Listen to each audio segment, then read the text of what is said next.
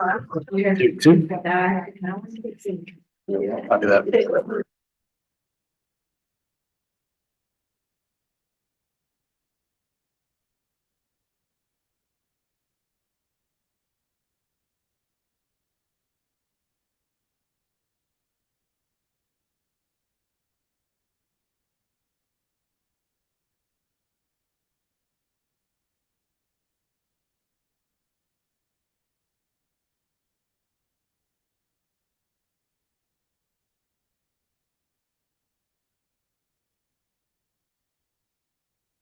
Good evening, everyone. Happy New Year.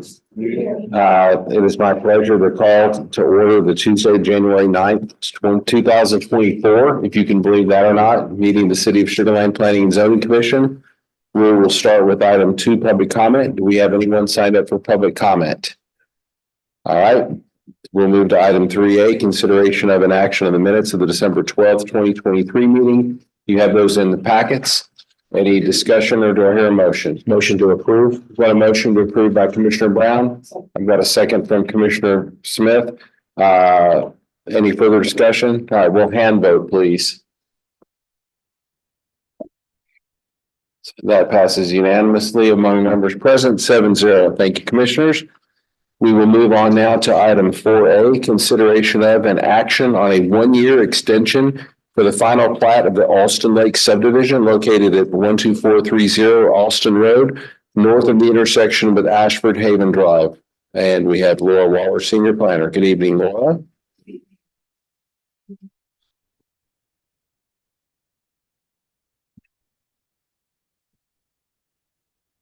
Try that one.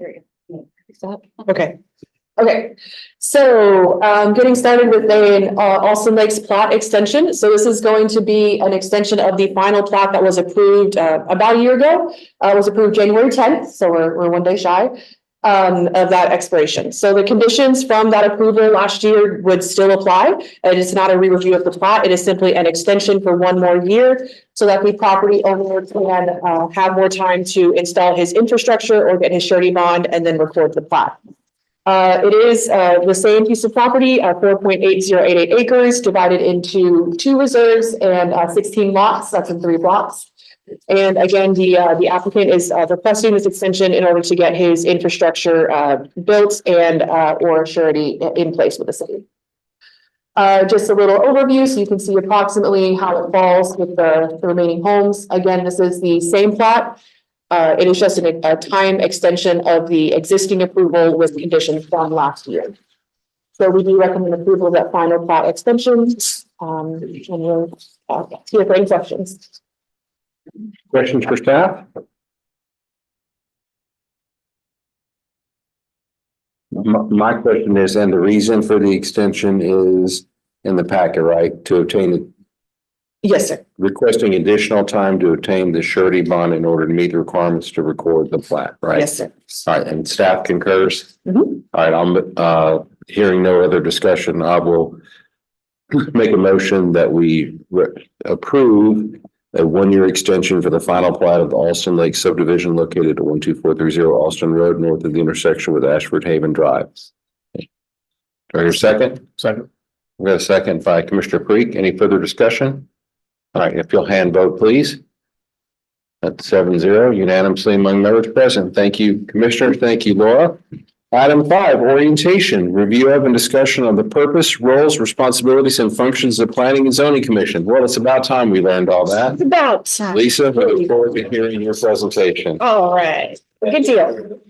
Oh, and just before you start, commissioners, if you have questions or comments, just remember to turn on your microphone so your comments are picked up. Very good. Okay. All right, Lisa. Let's just jump right into it. So, as you all recall, we have a requirement to come before you, all boards and commissions, in fact, to receive an annual orientation covering roles, responsibilities, authorities that you have as the Planning and Zoning Commission, touching on rules of procedure that you have, which is attached in your agenda item as well. We're also going to kind of do a deeper dive into our development code, talk about how it's implemented, both on the staff side and through our comprehensive plan. give you a little bit of a look ahead for some of the kind of work plan items that we kind of categorize for the 2024 fiscal year. As also just a reminder and a refresher on the things that kind of come forward to you on an annual basis. And then Meredith will come up as the city attorney and talk about Open Meetings Act. And then we have some other things that were sprinkled in here as well. This is all to satisfy the City Council's policy that, again, all boards and commissions receive an annual review of their roles and responsibilities. So we'll start out with just a congratulations. I know you have been serving for several months since the appointment and reappointment process, but just a congratulations to our 3 members that were reappointed. Your term expires officially in the 2025 year. All other members, 2024, your term is up. Of course, reappointments are always something that happen on an annual basis and up for reconsideration. And then our chair and vice chair role. Matt Kelliger is the chair, Taylor Landine as the vice chair. These are 1-year roles that are appointed by City Council with the term expiring at the end of September of this year. So also before we kind of get into some of the more specifics on the role of Planning and Zoning Commission, just wanted to give you a bit of a department update. So earlier, I guess just to say mid-23, the city manager created a new department within the city, community planning and the redevelopment department. So our long range planning group, Bruce Lomer, Kareem, Hashmet, they joined with a few counterparts in economic development to form this new department. Really the sole focus is on the city's top priority and council's top priority of redevelopment. While it will take all of our departments, the newly created department, planning development services, as well as our economic development department, those that remain in that kind of focus area to achieve and carry out redevelopment. This group is kind of charged with and to focus on redevelopment for their departments. Within planning and development services, we still will focus on administration of the development code through the zoning process, platting, subdivision, review process, any other type of development review for permits and projects that are coming forward. We also have our building inspections group and plan review for any vertical development that happens within the city. So Lauren is our assistant director over development services, planning development services, and then Joshua Doyle, who I'm not sure if anybody has met, but he is our chief building official. So take it down. Chief building official now over building inspections and plan review. Quick questions. There's actually then 2 organizations within the city that we would work with from a staff perspective. Yeah, potentially, yes. And we'll work together as a team, but yeah, there may be items that they want to bring forward. Ruth, I mean, she was in our department when like the mixed use code, the Lake Point code started, but she really took that forward under kind of the department as well. Right. And then also just one other update. So I know Michelle Carroll was one of our liaisons to you. You got a lot of messages from her for me, or just kind of organizational things that were happening. She has moved to Parks and she is now their administrative support in Parks. Excited for her, loss for us. But Eleanor Hibbs, she is our development coordinator and she has stepped into the role of communicating with you on agenda items and other things. So if you see emails coming from Eleanor, yeah, those are legit emails to be responding to. So just wanted to give you that update. Okay, so let's jump into some of the more overview housekeeping items related to Planning and Zoning Commission. So again, this is a board, a body that is appointed by City Council. You each serve staggered 2-year staggered terms. The chair and vice chair roles are appointed annually by City Council. In terms of how we are able to have a Planning and Zoning Commission, the state law, Texas Local Government Code, essentially establishes or says that a city council can create this body to exercise zoning powers that are granted to the city by the state. It is our city charter that then officially created the Planning and Zoning Commission. setting terms, establishing what those duties and responsibilities are. Essentially, at a high level, you are a recommending body on the majority of items that come before you. You do have a very explicit role and a final authority on one function, which is the subdivision planning role. Then we have our Sugar Land Code of Ordinances, which provides a little bit more detail about the Planning and Zoning Commission. It categorizes this commission as an administrative board, meaning that you do have some final decision-making authority, again, specific to the subdivision planning process. It sets the terms, defines the appointment process for the chair and vice chair, also sets out your attendance expectations and outlines how you vote and that you need to comply with all of the conflict of interest provisions that are set by law for appointed and elected boards and bodies. It also is very explicit that you serve without compensation. This is a volunteer role. Thank you very much for your time. And that you may not also hold another public office that has any authority or oversight related to city or the ETJ. So with attendance, we want to see you. You've been appointed to this board. So the expectation is that you be available to attend most meetings. We understand that there are vacations, there are extenuating circumstances, but we do ask that you just let us know if you cannot attend the meeting as soon as possible, preferably, so that we make sure that we still have a quorum that is able to attend the meeting. If for whatever reason you realize that something has changed in your life and you're not able to attend those meetings, go ahead and submit your resignation so that council can consider if that position needs to be filled. And then also, again, if there are extenuating circumstances, that will be taken into consideration. But if you do miss 3 consecutive successive meetings, then you would be deemed to automatically have been resigned from this board. What is the count? Is it 7 or 8 on the board, or is it? 9. It's 9, right? So in the past, there've been 9 positions. Currently, we have 8 positions that are appointed, 8 people that are appointed to. The charter, I believe, says that it needs to be at least 7. So that is the expectation, that it will be at least 7, but it can be more.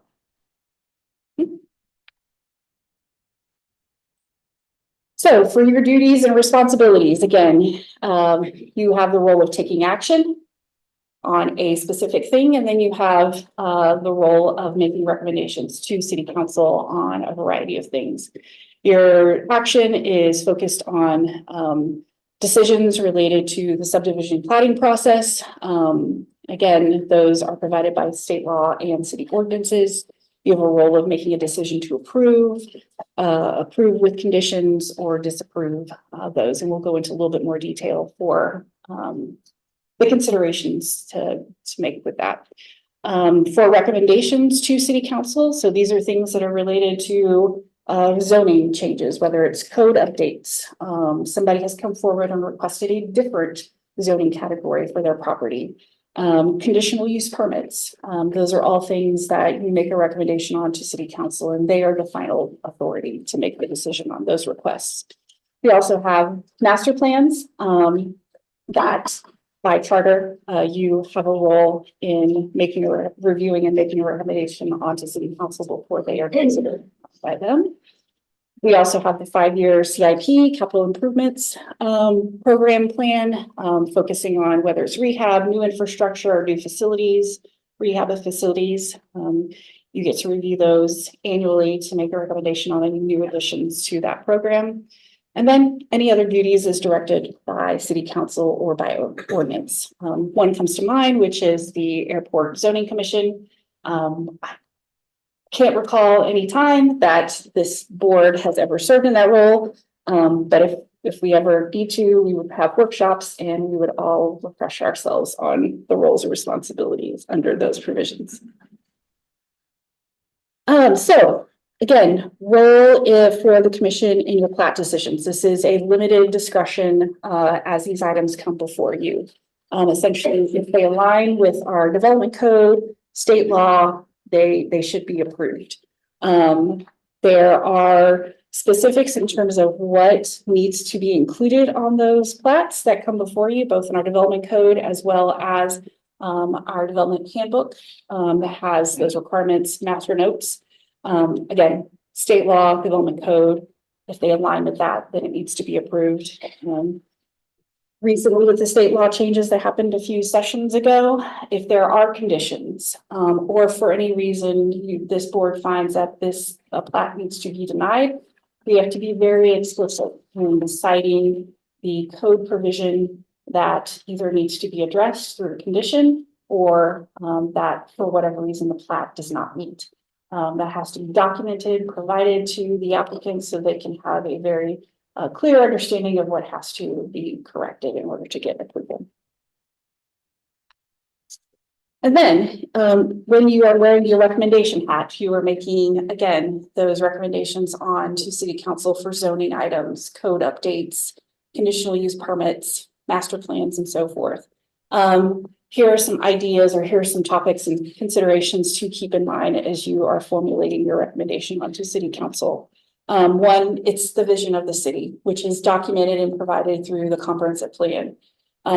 This is keeping in mind the long range goals of the city, where we are headed as a city, the specific, any applicable objectives, policies that relate to the item that is coming before for you and then on to city council.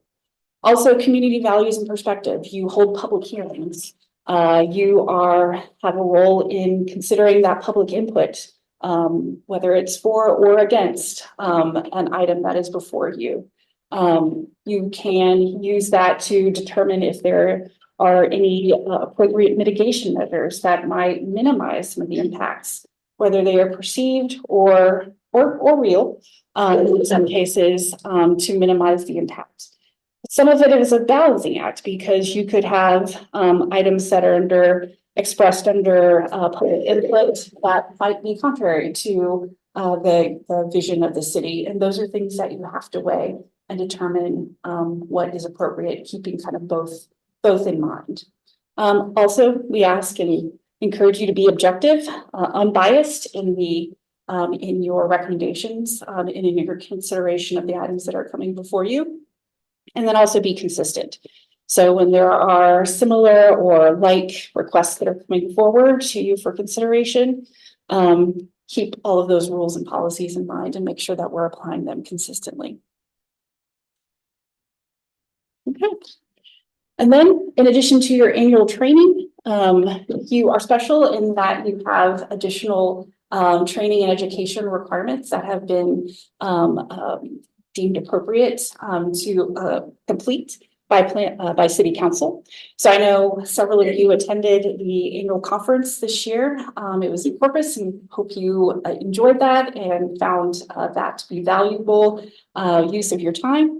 We always look to see if there are other conferences that are available that kind of cover similar material or other, other professional associations that can cover that. Haven't been successful in finding some of that. So really encourage you to attend the state conference when it is available, or if you are available. Just a kind of a teaser, look ahead for this year. It will be in Allen, Texas. They haven't released the dates yet, but yeah, it's usually in the fall timeframe. So kind of just put that on your radar and we hope that you can attend. And then, of course, if there are any other topics that you feel as a commission you would like training on, we are always open to hearing that and preparing those workshops for you.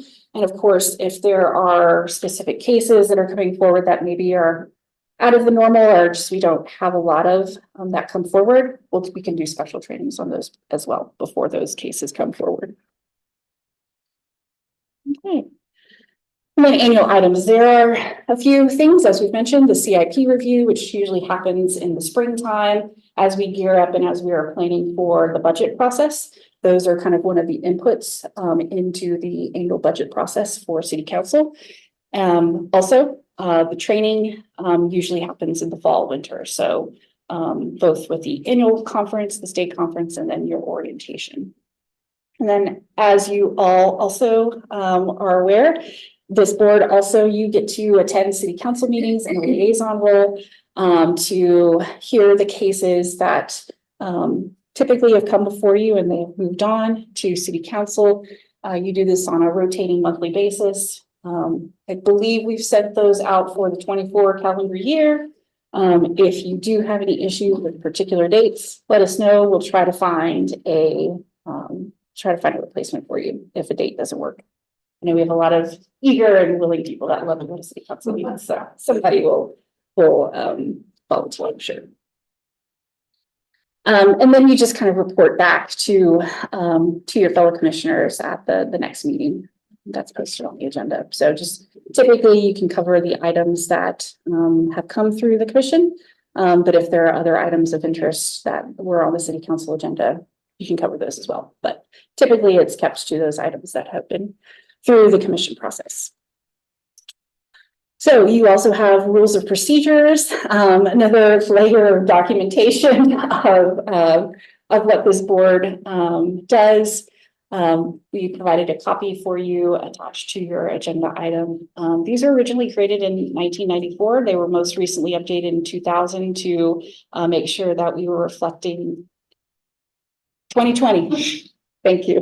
What did I say? 2002? 2020. Sorry, guys.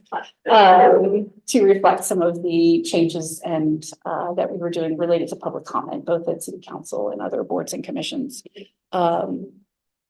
So in addition to kind of recovering a lot of the charter and code of ordinance provisions, it also touches on, again, establishing formally the liaison role that you have to attend city council meetings, kind of outlines some specific duties of the chair and vice chair. It also formally establishes your meeting schedule, second Tuesday, fourth Thursday of the month for when you meet. It also goes into a little bit more of an explanation of kind of the flow of public hearing cases, conditional use permits, rezoning, and workshop items that come before you. It also formally establishes or talks about the public comment period and public forums that could take place, and also references the Code of Ethical Conduct, which you all, as the Planning and Zoning Commission, get to make sure that you adhere to as well. And Meredith will be touching and covering your annual training on that later this evening. Okay, so any questions on any of that kind of general housekeeping, basic overview? Okay, we can always circle back around if need be. So I wanted to spend just a couple of slides on the comprehensive plan, because a lot of the guidance that we get flows from the comprehensive plan in terms of how the city develops. And we have what we call this big picture framework, and really just wanted to highlight the role that the comprehensive plan plays in setting kind of the flow of guiding information, policies, objectives, goals, vision for all the things that we really do here within the city. So at the high level is the comprehensive plan. From that flows master plans, strategic plans, work that the city council does to outline what are those priority outcome areas that they see are most important over the next 5 to 10 years coming out of the comprehensive plan. We also refine that further down into 2-year action plan at the staff level. And then it also supports or feeds into department goals and objectives and measures that we try to adhere to down to the operational even budget and CIP. So everything flows from the comprehensive plan, and in addition to what you have in your consideration for items that come before you. Lisa, what does that say on the bottom of that? I can't quite read that. So it says budget core measures. Core measures, yes. So are we completing those budget items? Are we making sure that we are? Okay. I can provide you a blown up copy. No. Okay, sure. Yeah. All good.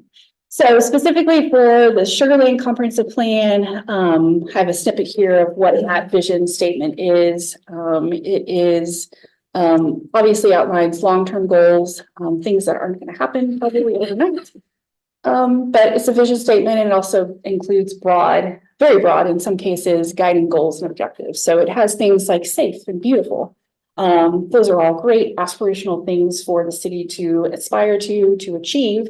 But we really look to how we implement those through master plans, development code, other strategic planning that the city does to get to the specifics of how, again, we want to achieve and should achieve these broad goals and objectives. Just as a refresher, kind of the purpose and what is a comprehensive plan, it's a document that guides decisions for the city. Really kind of focusing on the physical development of a city. And again, it is long range, typically spanning times of 20 to 25 years.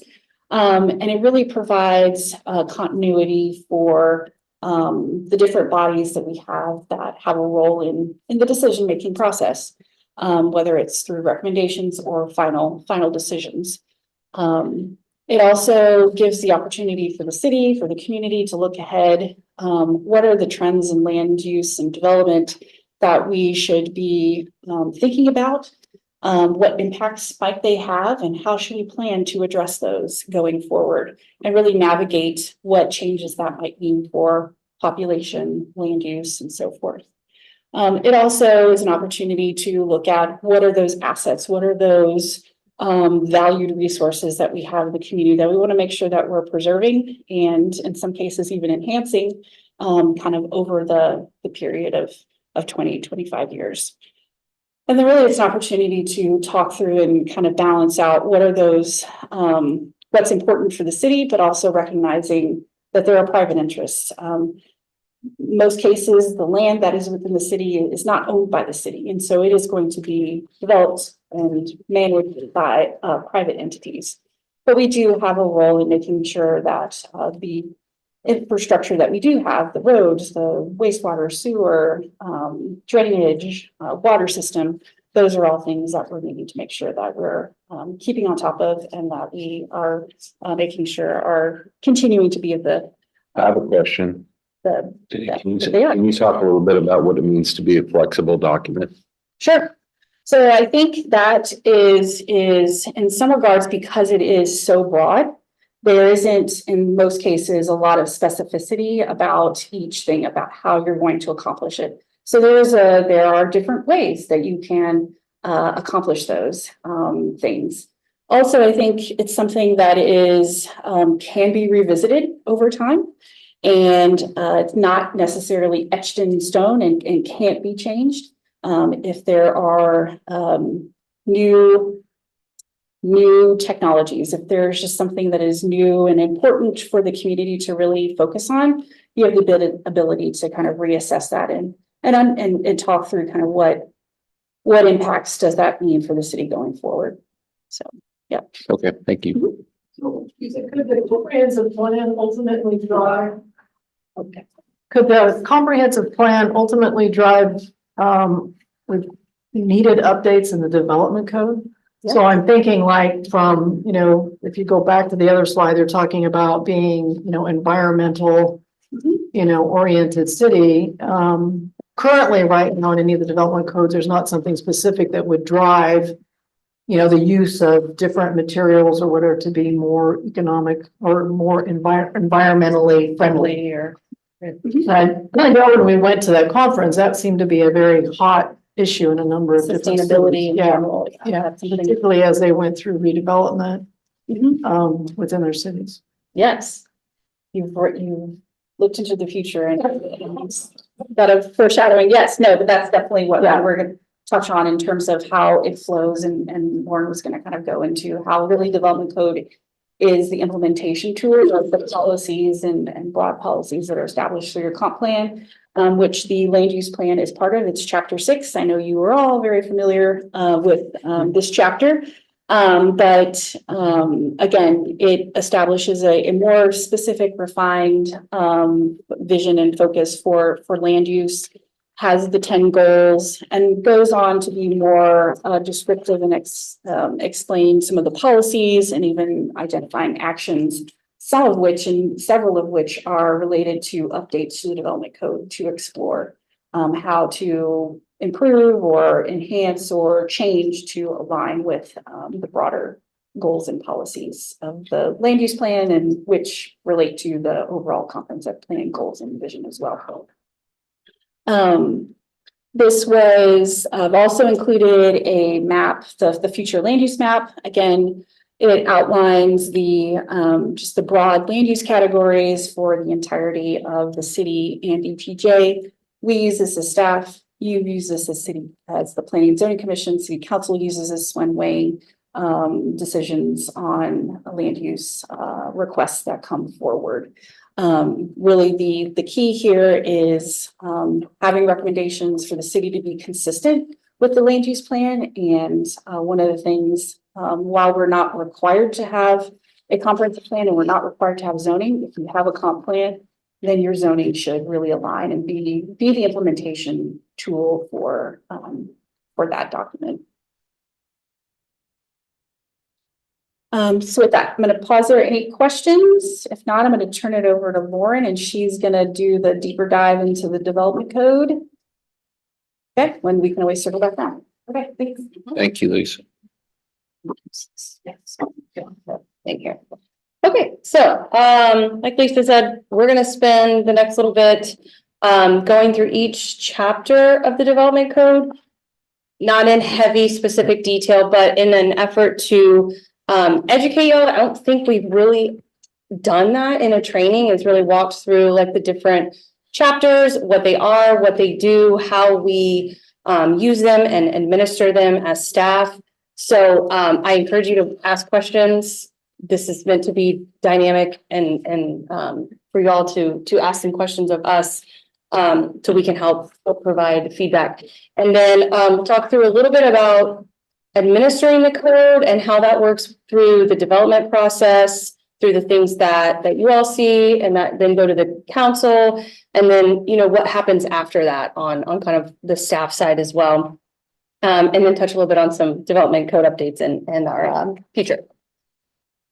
So, as Lisa mentioned, this is our way to implement city goals and policies from the comprehensive plan. It establishes regulations and guides development in both the city and the ETJ.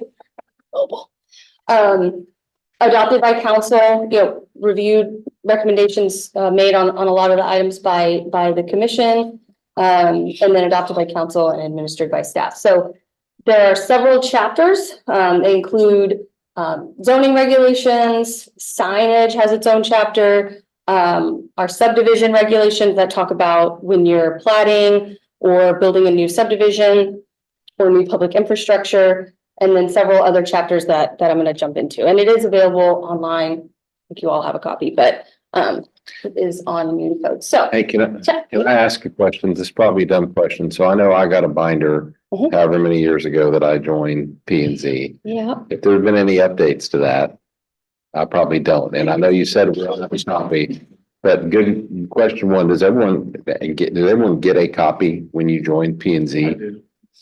No. Okay, I thought we so asked if you wanted it electronic or not. I think we did pose that question because fair enough. sure, because You might poll and see if anyone, Once a copy. Yeah.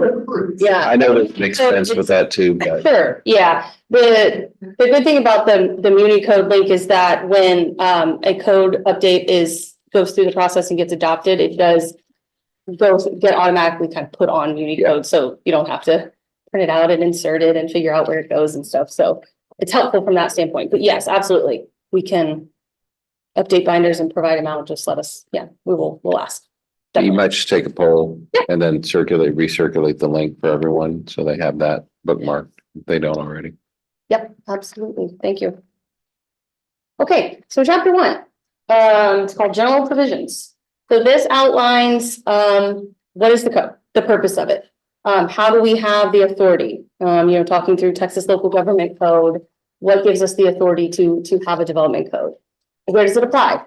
How do you, meaning city, ETJ, how does someone apply? How does someone apply for a plat application or a building permit or a site plan? What is that process? What kind of studies might be involved?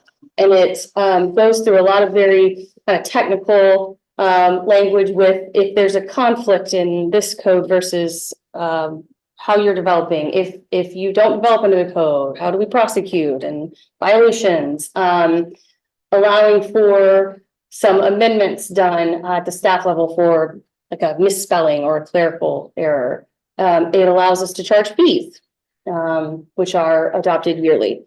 And then talks through some, other things. Vested rights is one which is very heavily regulated by the state, Texas Local Government Code, which allows, provides a property owner or an applicant the ability to make a claim that they want to be vested under a certain code or a certain set of regulations versus another. Article 2 goes into some specifics on our street systems and traffic. Article 1 authorizes the ability to go through some technical studies. That includes traffic. It also includes drainage analysis, environmental studies, environmental impact analysis. So it provides for the ability for staff to take someone through a technical study if they deem that it's necessary. But Article 2 gets more into what does the traffic study look at, minimum level of service for each roadway classification in the city, and what are some required mitigations or improvements that may be needed if a proposed development would take a street below that minimum level of service. So it provides the kind of guidance for that.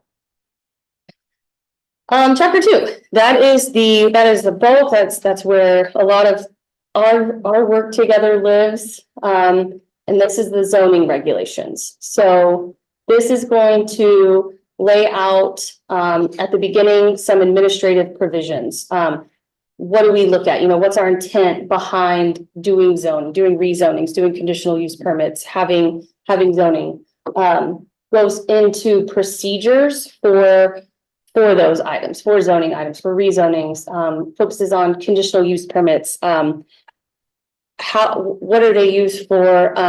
When do they expire? Conditional use permits have expiration dates. If you don't develop within a certain number of years, then your council approval expires. Same with planned development districts. They have expiration. So it goes through a lot of administrative processes with those. Talks about appeals, which is if someone wants to appeal a staff interpretation of the code. Appeals, variances, and special exceptions are all heard from the Zoning Board of Adjustment, which is a separate board, and this establishes their review and consideration processes. So Article 2 gets into the actual zoning districts and land uses. So it establishes 7 residential, 5 non-residential, and now 6 special zoning districts. Those would be like the mixed use conservation district that's along Brook Street, the Hill, planned development districts, as well as the newly approved Lake Point redevelopment district. And then this is the zoning map. Whoa. And so this is online as well, and it's color coded with the different zoning districts. Yellow is primarily residential. It's the majority of the city, but you can see red and some dark and light pink is our more standard commercial non-residential districts, the Sugar Land Business Park in the light gray, and then green, the dark green being the planned development districts throughout the city. So largely focused on Imperial and Telfair, but also some in Lake Point and then here in Town Square. And also in Article 2 is the land use matrix. So that is the big matrix that lists out every land use, the description of the land use, and then where in all of these districts is it permitted, not permitted, or would you have to go through a conditional use permit? And so that land use matrix outlines the uses, where they're allowed, and then the parking requirements. It's also included in that land use matrix. It also prescribes various bulk regulations. So your minimum lot area, all of the residential districts have a minimum lot area that if you're platting or replatting or trying to subdivide a lot, you have to comply with minimum lot areas, minimum widths, minimum depths of your lot. And those are what are found in the bulk regulations and what we look at when someone comes before us with either a new subdivision plat or somebody wants to take a large lot and say Alkire and split it up into 2 lots. You know, we have to be sure that it complies with all the bulk regulation minimums as well. Some special additional regulations. This refers to mostly the non-residential, and it talks through like in the industrial areas, noise, odors, how to regulate those. Outside storage of materials, may see some of that in the business park and what folks can and can't have in the specific zoning districts. Article 3, that goes into a little more detail on, but yeah. So two, so when we have all of these zoning districts, how do you? We're sorry, hold on. Sorry. So with the zoning districts, how does that correlate with all of the specific like zone, just like the different zoning we've done for like each particular area? When you say there's like a, Like Pete. yeah, so how does that correlate within like, you know, we might take like a specific area and say, okay, you know, these are the only things that you can use. Like a PD. Yeah, a Plan PD, development district. right. Yeah, so the plan development districts have, so. We have a lot more than that, right? I mean, You know, it probably just seems that way because every single one of. But like, there's. Like could be 4 different ordinances as a final development, because remember, we can have a general development plan, Yeah. which is the overall. Kind of area, and then developers or property owners can go in and kind of parcel it off and buy different, let's say 5 acres here, 10 acres here, and do an ordinance for that, and then next door could be a different ordinance. That's kind of how PDs can work when you go through final development plans. So like up at Imperial, there's how many final development plans? A lot. yeah, because I know we've gone through a lot of discussions Yeah. around very specific uses. Mhm. And there are specific to each of those Each of those ordinances. Yeah, Imperial probably has 11 It has 11 right now. 11 There's final still development plans. A decent amount of property that's not. Yeah, yeah. So when you talk about this matrix Uh-huh. of all of the districts, does that include all the PDs too? So a PD not. ordinance will have its own matrix. Okay. Yes, yes. And I'll touch a little bit more on PDs on just one slide briefly, but it's essentially like a separate code almost. Right, that's what I was getting at, Yeah, 'cause I yeah. know that's sort of what We- we now we want to move away from, and. Yeah. And so as staff, we would go through standard development code and all of these chapters I'm gonna go through when we review a project that comes forward in a PD. But then the other side of our review is what's in the ordinance. So it has to be very specific to that ordinance. So how is it, the uses, or, is there a specific tree height? Is there a specific building finish? Any of that has to be, is also, administered. And those That are- or expanded on any one of those. For the plan development district, yeah. And I was just saying, in the PD, we normally see those as the exhibits to the PD, right? It'll have the permitted Right. uses in there. It'll Right. have special things Right. if there's landscaping or whatever. So all the things that you might see generally in the development code tied to a particular zoning district Mhm. where that's set out, you're actually going to see in the PD. Specific regulations that are either above and beyond or vary in some way from what might be in these different sections here that are in chapter 2, standard of the development code. If it's not in the PD, it still applies. I mean, that's why as staff, we have to have both kind of open and going at the same time when we're reviewing projects in a PD district. But the PD would include what's part of the development plan. Or when we're looking at them, should we be looking at them both, right?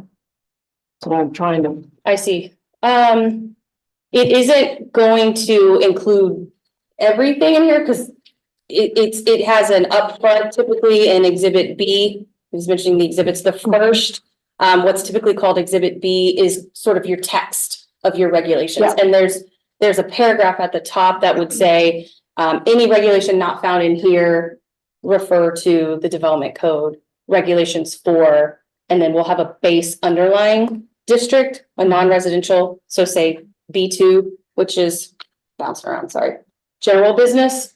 So anything that might not be in the PD ordinance, you're gonna go into, excuse me, you're gonna go into Article 2 and see what the Yeah. old regulations are for B2, and if it's not in the PD, then it defaults to the development code. And this is where we got into some of the discussions when we were putting together the Lake Good Point. point.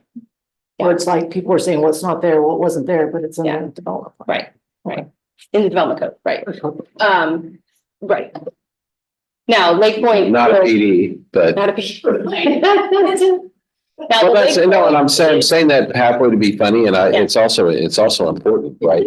But it's a good point because, you know, you have if you see PDs, you have expectations about what's gonna be in there, right? Yep. And we've talked, I think, as a group before, like, I can't remember all this, maybe folks' memory is better than mine, but like, you know, if we saw a PD in February and then we saw another one in May, like, I couldn't tell you that those two PDs had the same building blocks, like, did everything have, 10 exhibits and they were governing the same things? I mean, so, and they don't have to, I Because they're get not that, Really. but that's the thing, and so. Not really intended to And be. I guess the comment I'm gonna make on this is, I think it is important from an expectation standpoint to kind of have an understanding of maybe it's, and I know we're trying to get away from PDs and all that, I'm totally mindful of that, but when you see it, that it's typically gonna have this. And I think that's part of the thing on Lake Point too, because that's not a PD. Right. And what we're talking about there with the concept plan Right. is not either of the two things that you would see Correct, in a PD. correct. But it creates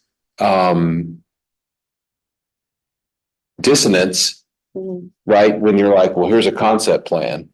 Well, this doesn't have in it everything that like A PD would. A PD would typically have. In the past. and you're like, Yeah. yeah, but, and so I think just understanding what a thing is, if Mhm. you will, and what its role is and what's in it. And then it's also helpful to understand like what comes after it.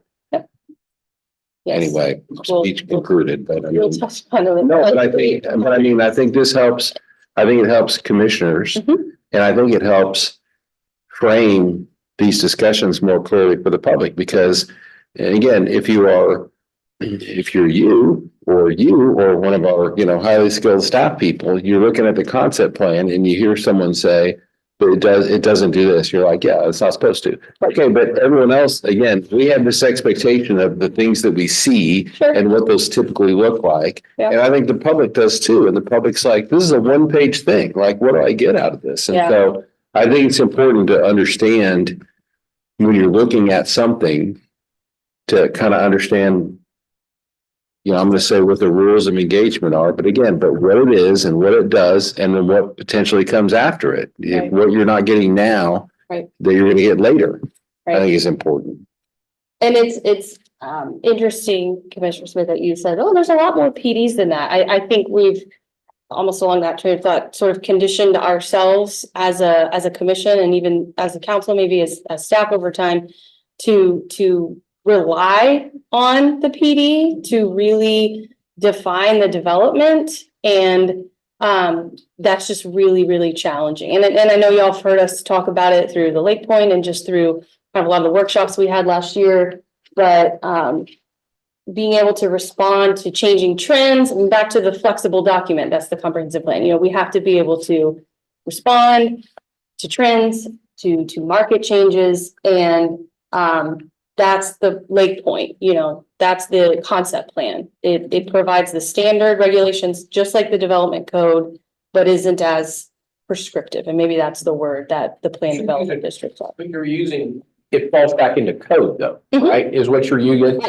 That's the source of the, for lack of a better term, the enforcement or. The administration, the It's laid there, compliance check, so all of those. you Yeah, just understand how that flows through that and where that comes from and in educating people on that. sure. So now I have a different question. Okay. Sorry.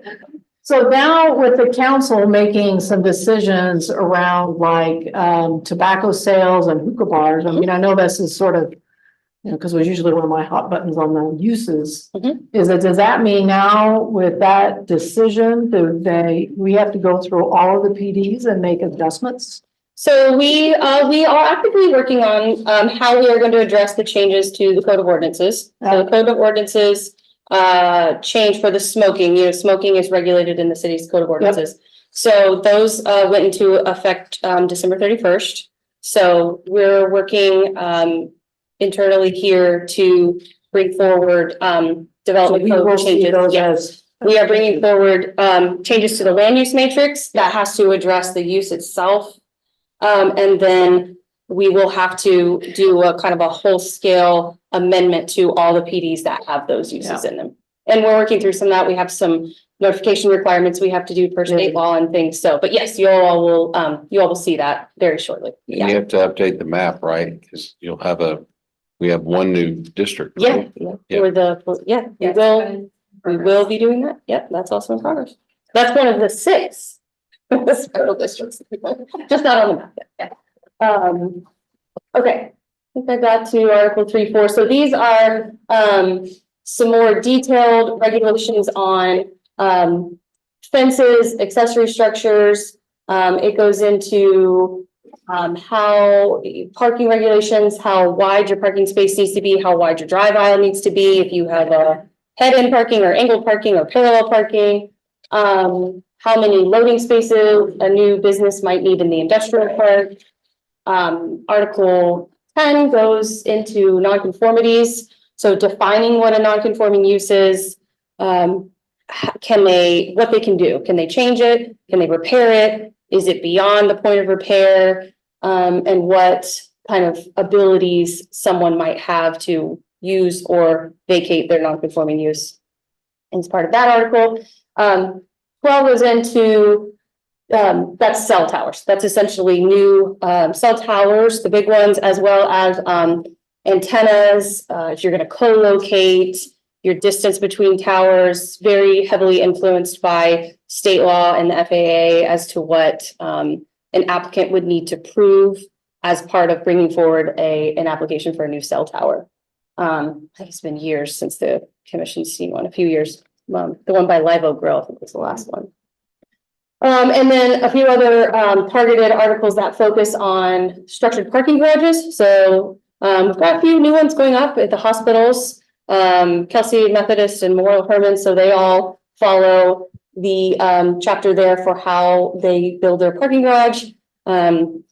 The lighting inside the parking garage, it gets very detailed on some specs there. And then landscaping and screening has how you screen outside equipment, how tall your shrubs need to be, your trees, tree preservation. So it goes into all those details as well.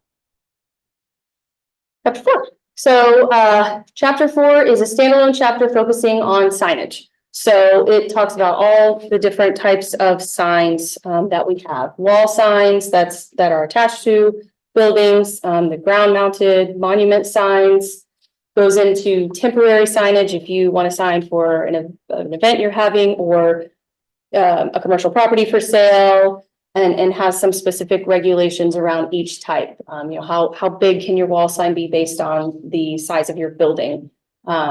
What's the height of your monument sign? Is it 6 feet or 10 feet? It's the very specific regulations. And then it outlines definitions of each type of signage. And then there are some certain exemptions, what wouldn't be regulated by this code or by this chapter, such as political signs, holiday signs, internal traffic signs in a parking lot, prohibited sign types. Human signage is one. Flashy, digital flowing signs, and that kind of stuff. So it has a list of both of those as well. And then procedures for addressing any sign that doesn't comply with the regulations. Maybe it was here before annexation or wherever the case may be, and how we address that. Didn't the state a couple of years ago limit a municipality's ability to regulate sign colors, sign? So there's a lot of federal law around signage. You have to be very cognizant of that. And a lot of it is content based though. So where you see case law is a lot around content, so you can't regulate necessarily what somebody says on their sign. But if you're talking about color in the city, we do have a lot of private restrictions for signage, for the First Colony, and that's why all the signs are brownish, gray. That's, Just remember when we did the car wash on Highway 90, that was after there was some change. the building finish. It was a building Building finish, okay. Yes, that was a 2019 special, I think, from the state, where we can no longer regulate building finishes in our standard districts. Yep. But also there's a lot of case law on signs, so. Okay, so chapter 5 moves into our procedures and processes for subdividing. So this focuses on platting and goes through the different types of plats, preliminary and final plats, which are the majority of what the commission would review and approve, or administrative plats, which state law provides the authority to city staff to review what they call administrative plats. It also talks about general land plans, what they are, when they're required, how, and then goes into some graphical and recordation requirements for plats as well. This chapter also goes into a lot of detail about how you design your subdivision. So streets, are they private or are they public? And what do you do if they're either? How many points of access do you have to have onto a street based on your number of lots? How long can your block length be in a subdivision? Your lot size, the location and the size of your utility easements, where your sidewalk will be located, how wide it's going to be. Do you need an easement or not? It's very specific on design requirements once we get past the platting process and then into going through either public infrastructure plans or building permits for subdivisions. And then it has a section on parkland dedication. So this is how a subdivider would dedicate either public land, public open space, an actual park to the city, or potentially pay a fee in lieu of doing that, which is a calculation that is approved as part of our annual fee ordinance. And it's based on your number of lots and goes into a calculation for that. And so that is something that we as the staff administer when we get a subdivision plat. We'll go through, what are your parkland requirements and how do you meet them? And then goes into public infrastructure. And this portion of chapter 5 talks about your streets, sanitary, water systems, easements, how you're going to install them kind of procedurally, and then how we as the city will then accept that infrastructure into our public system. So some costs behind that, what inspections are required from the city, how you tie into the existing lines, and then how that kind of dovetails into like a final plat. You'll hear us say we've reviewed, the infrastructure, and we mentioned it with the plat recognition, or I'm sorry, the plat extension. That's because they are still going through this infrastructure installment and acceptance process with the city. So they have to do that before we can let them record their final plat. So all of that is in this section of chapter 5. But it segues into chapter 6, which is about the subdivision design standards. Now, if you looked in chapter 6, you wouldn't see anything because it just references you to the city's design standards, which is its own specific, I call it a spec manual, because it's the specific technical details for that infrastructure I was just talking about. So what type of concrete, what's the rating of the concrete, what's your approved product list, how deep does your detention pond need to be, what's the width of the berm around the detention pond. So it's very, very, what kind of pipe can you use for your sanitary sewer line? Very, very specific and technical that if you are installing public infrastructure, that's going to be the city's, whether it be streets or utilities or drainage, this is what you have to follow. And so this is what the staff uses to review when we get infrastructure plans, and we go through the specs manual. Yeah. And chapter 7 is about our building codes.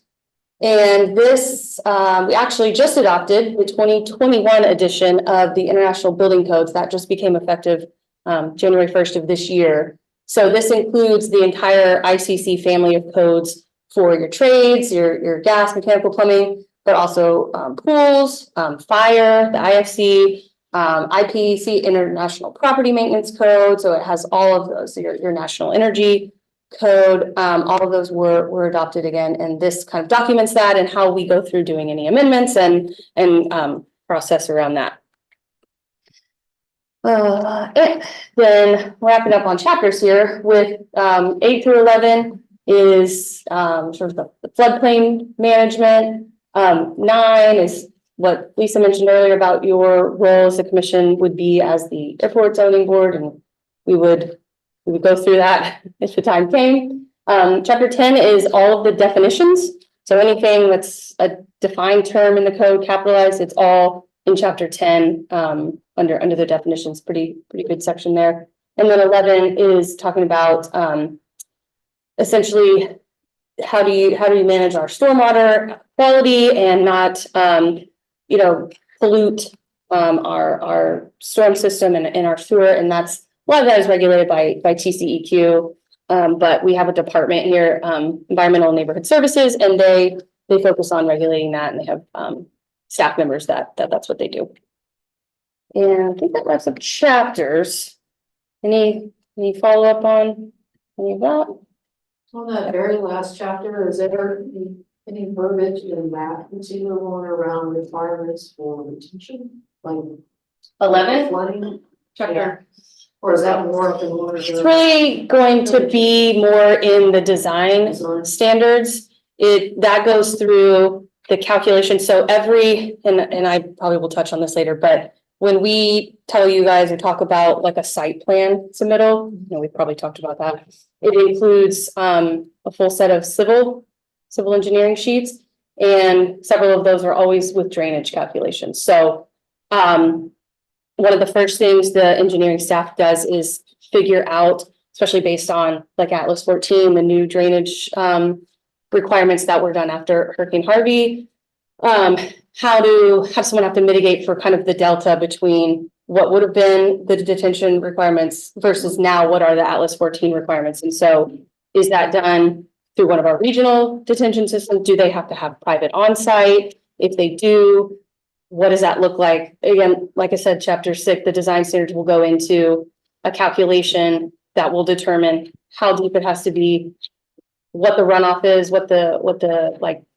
how much you can retain on site versus push out and when, and it's all of So given where we're at, so going back to the Lake Point, because I know that was some of the questions that came up, then we really weren't we were not at that point when we were talking about, the plan, the regulation. So that would be done then later. So that would be like what Matt was talking about. That would be like a next step then that we would see. And I've got a slide that kind of touches on that. And that's a great point, because really nothing that we bring to y'all necessarily, when you think about a planned development district or even sometimes a commercial use, but a planned development district, which is an extension of the development code, has some of those drainage calculations yet. It's not the step that we're necessarily in yet, because the purpose of the code is to just outline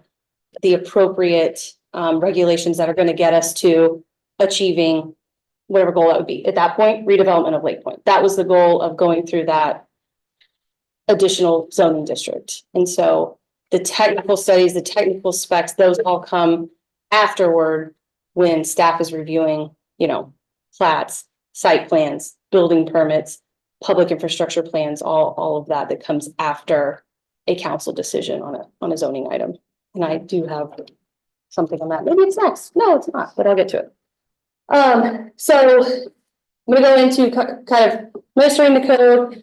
what the after looks like, you know, after we bring something forward to you all. And what some of the commissions and council's role is and the staff role.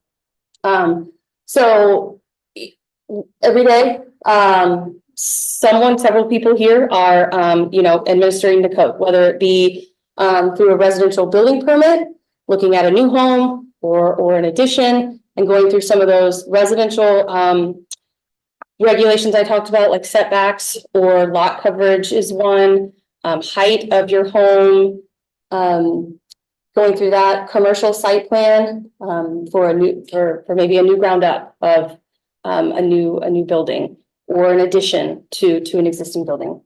Our zoning cases we bring forward to the commission and council, and then, you know, public infrastructure and that is, you know, extending a water line or a sanitary line, or installing a detention pond, or even a right turn lane into a development. That is, we review that here at the staff level.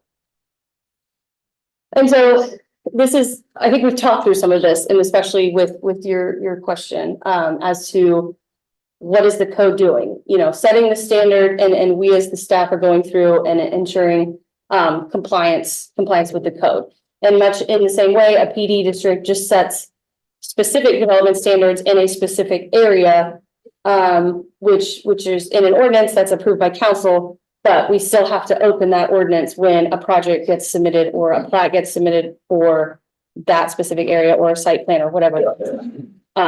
We still have to open that ordinance and those development regulations and apply those to that site as well.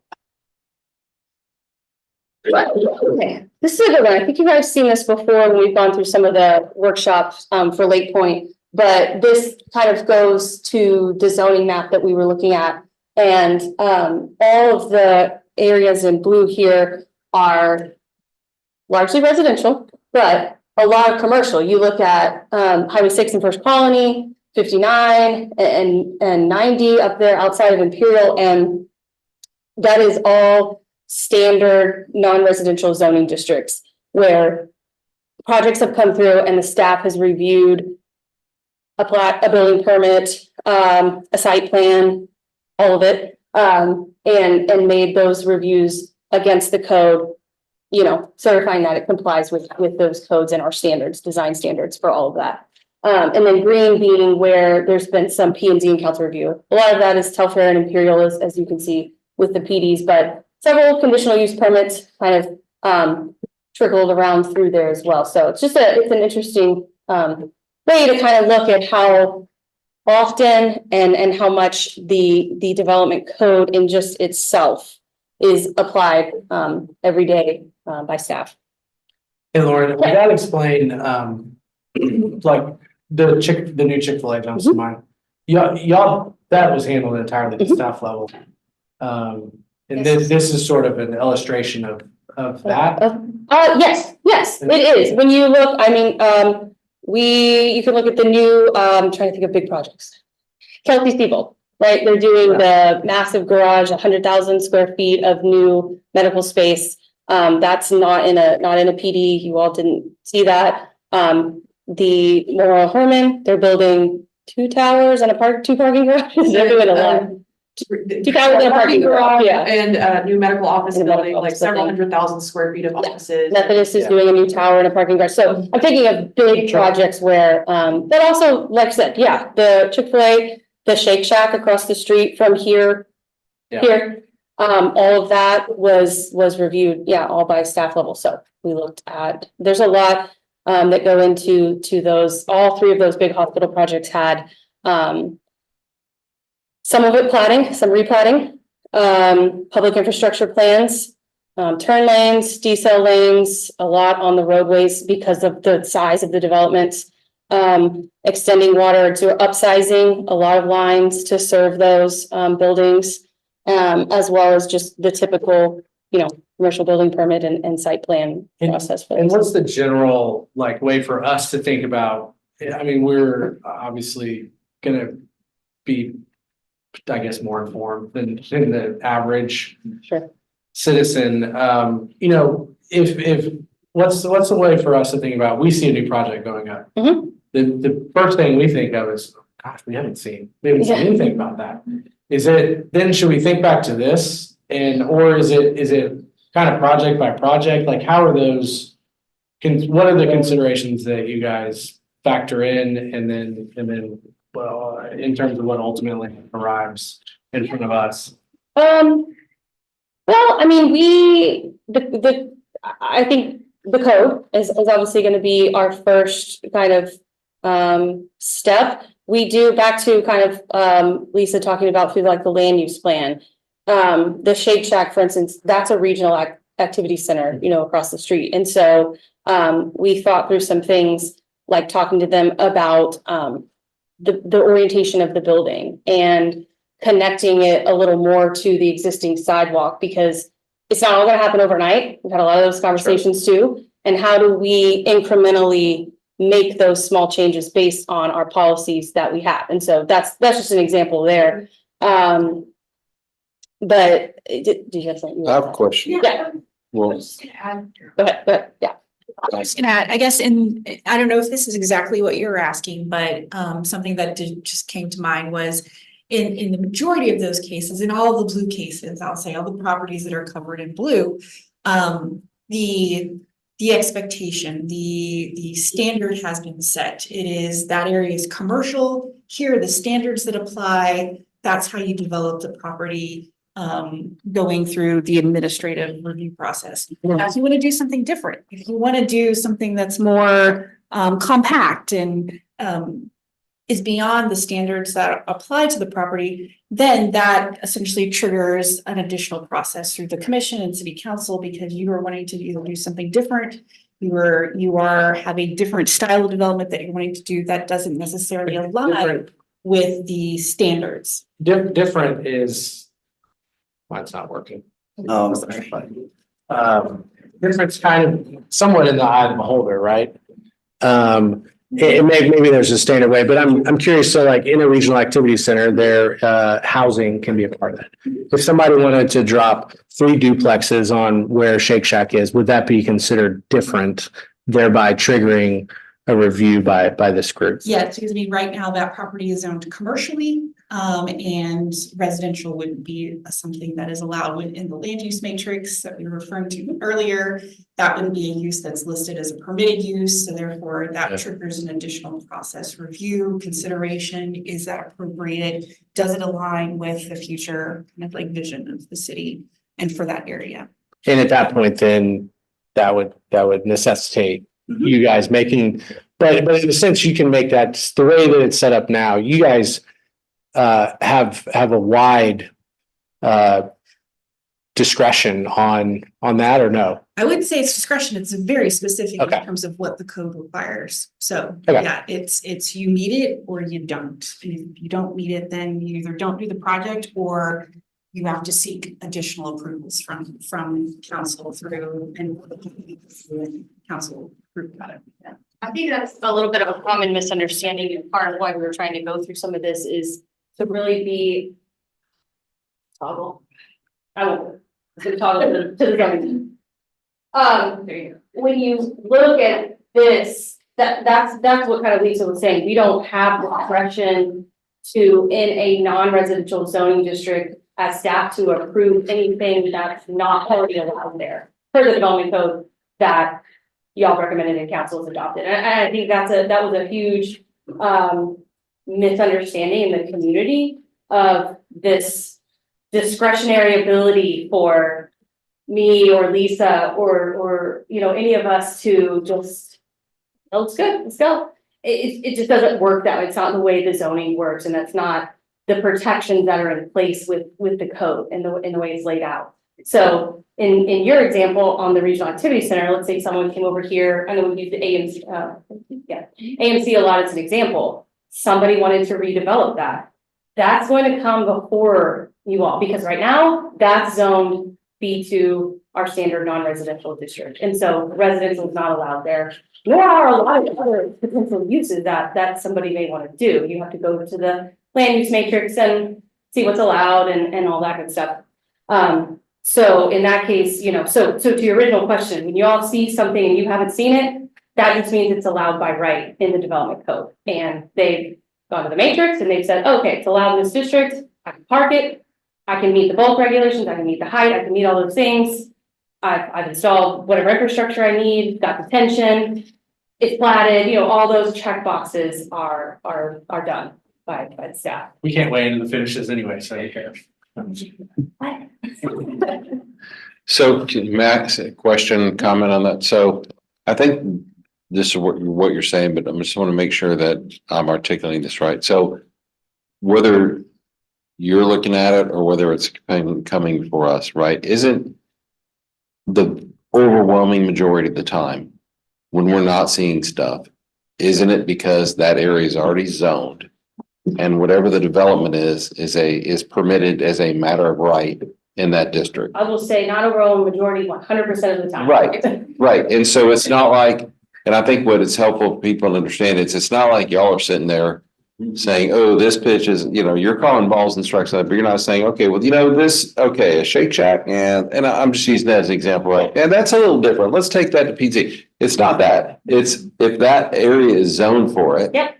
And it's a permitted use, we're not seeing it. And everyone, the whole is relying on city staff to say, okay, then it doesn't go to P and Z, so do every other review that's supposed to be done. It will go through all of those. It'll go through chapters, all of those things, right?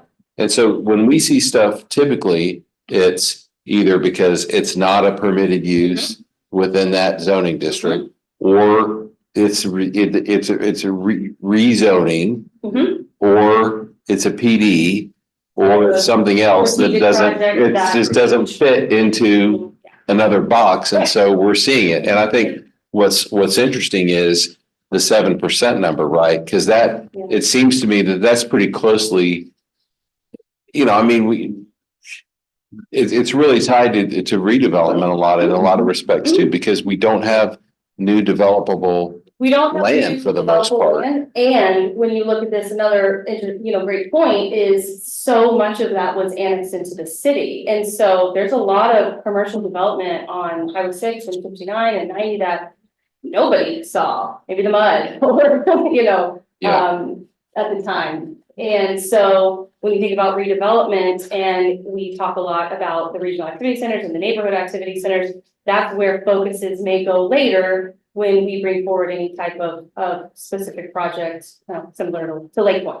When there's a redevelopment focus, again, back to some of Lisa's original slides, when it becomes the city's goal, the city's priority, council's top priority, their objective, that's where we're gonna start carrying those things out as the staff and as the commission through this, Question. So, with the direction that we've headed now with the zoning districts, so like this ANC example that you brought up, would we go forward and be doing that with a zoning district? To rezone that to what they may want to do in that area, because that's part of a RAC. It is. I think it will depend. Remember, we also did the overlay district for the mall for the on-premise alcohol overlay district that we did for some redevelopment opportunities that were coming forward at the mall. That's in a regional activity center. That wasn't a rezoning. It wasn't a PD. It was just kind of a different way that we were, you know, being able to promote some redevelopment in that area. So you may see something different like that, but it could also come forward in a new zoning district or something like that, similar to Lake Point. It's really going to be kind of dependent on. Do you envision like if we do like another zoning district, that it'll be like the work that we had to do to put that zoning district together? A lot of it depends, I think, on what that site actually develops. I think, yeah, exactly, what they want to do. Yeah. I mean, you know, Like how this works. as a community, I think there's some things that people focus on and maybe don't focus on as much when we talk through development. So I don't know, it could be another fun place to take your family in. I don't know. Clearly, I don't think my kids. No. Or it could be, you know, we talk about the missing middle housing or something like that. It could be townhomes. It could be anything. You know, it's really going to be very dependent on what is brought forward, how it aligns with the land use plan and how, what the kind of goals and the vision are laid out in the comp plan, and if it aligns with it, and then how do we bring it forward? Ultimately, it would be, yeah, so that's what I was getting at. So ultimately, you sort of make a determination. Or when you're reviewing the project coming in as to how you bring the proposal. Or what they're willing to do. I mean, because they're, Go here. yeah, I think that's probably. Because this is, so we'll get, I will answer your question. Oh, that's, But when you kind of look through the development process, and I've touched on a lot of these here, and just, we kind of thought visually, this might be helpful also in just outlining colors. The blue on the screen, where the commission and the council's, roles kind of lie, carrying out, city goals and policies when you're looking at rezoning property or a conditional use permit where a use may or may not be allowed, or a new PD district that may come before you, and carrying some of that out. And then moving forward kind of in this development process that we've talked through of, what happens after. Council has, approved an ordinance for a planned development district, right? Now what? And so a developer then will come forward, and plat their property. That will either come before the commission or be done by staff based on those requirements in chapter 5 of the development code and state law requirements on what plats qualify for each level of review. And then moving just kind of down the development process, timeline of going through your site planning. Is there any public infrastructure that you need to do? Utility extensions, roads, turn lanes, any of that. And then into getting your building permit, inspections. And I should mention that inspections go for public infrastructure and our building. So our department has a building inspection division that does all of the inspections for all commercial and residential. But we also have a team of inspectors as part of our engineering department that solely focuses on infrastructure and public infrastructure and inspecting the installation of those and acceptance. So, and I think that's slide, yeah. And then this is kind of to your, this is what we, the staff will go and meet with the applicant, and that's kind of to your question on where would we start evaluating whether a project aligns, and that's part of our responsibility too, as a staff, in working with an applicant, before necessarily bringing something forward at some point, whether it's a workshop. I know for Lake Point, we did a lot of workshops, and I see that as being very appropriate for, developing a new zoning district and going through redevelopment in our activity centers, bringing it forward to the commission and even to council, with kind of, hey, here's the proposal, here's how we evaluated it versus, the land use plan and versus the goals that are in each of the policies. How does it carry it out? Does it not, and going through meeting some of those. And I think that's where that evaluation happens, not only at the staff level for us, if somebody brings us something, but also how do we present that to y'all, to you, and then how do we present that to the council and sort of synthesize that information and give it to you. I think it's important to know your evaluations are not tied to emotions. It's not I think this. It's tied to what it says in the code of ordinances and to, it's tied to that. Yeah, absolutely. Yeah. So it's not like you're just going out and saying, hey, you know what? We're not going to take this one to P and Z. I mean, I think motion might work, but I think of the overlay district, and that was a case where we are partners with the mall, as a city, just financially speaking and through just different projects. What it wrote out was it was already zoned something. Correct. So to go to that next step, you knew we had to rezone it. It wasn't just a. It wasn't a willy-nilly motion thing. It was more, we knew we had to take action for the mall to be able to financially be solvent, redevelop, be successful. And so that was the action we needed to take. And yeah, that's a lot of times the driver behind, that's the Lake Point redevelopment district. How do we create a district and a set of regulations that allows the former Floor campus to not sit vacant and to redevelop and to be responsive and open to the market. Back it up a little bit. Yep. A little bit. When you put the slide up, and 27,000 acres are within the city limits, correct? 27,428. Yeah. What is that number including ETJ now? Oh. That's a good. And what percentage changes for that in terms of what we might see going forward as part of ETJ as that development comes in? You mean like the 2759, the just support to. Web stuff. Right, yeah. Yeah, right. So that'll be, right now, that's gonna be the plan. So the commission, you all will be reviewing all of the subdivision plats for each of their sections of the development. So that'll go through chapter 5 and chapter 6 with staff and with you all as far as reviewing those plats. But yeah, you all will see plat there. That's typically what the review is in the ETJ through like development agreements.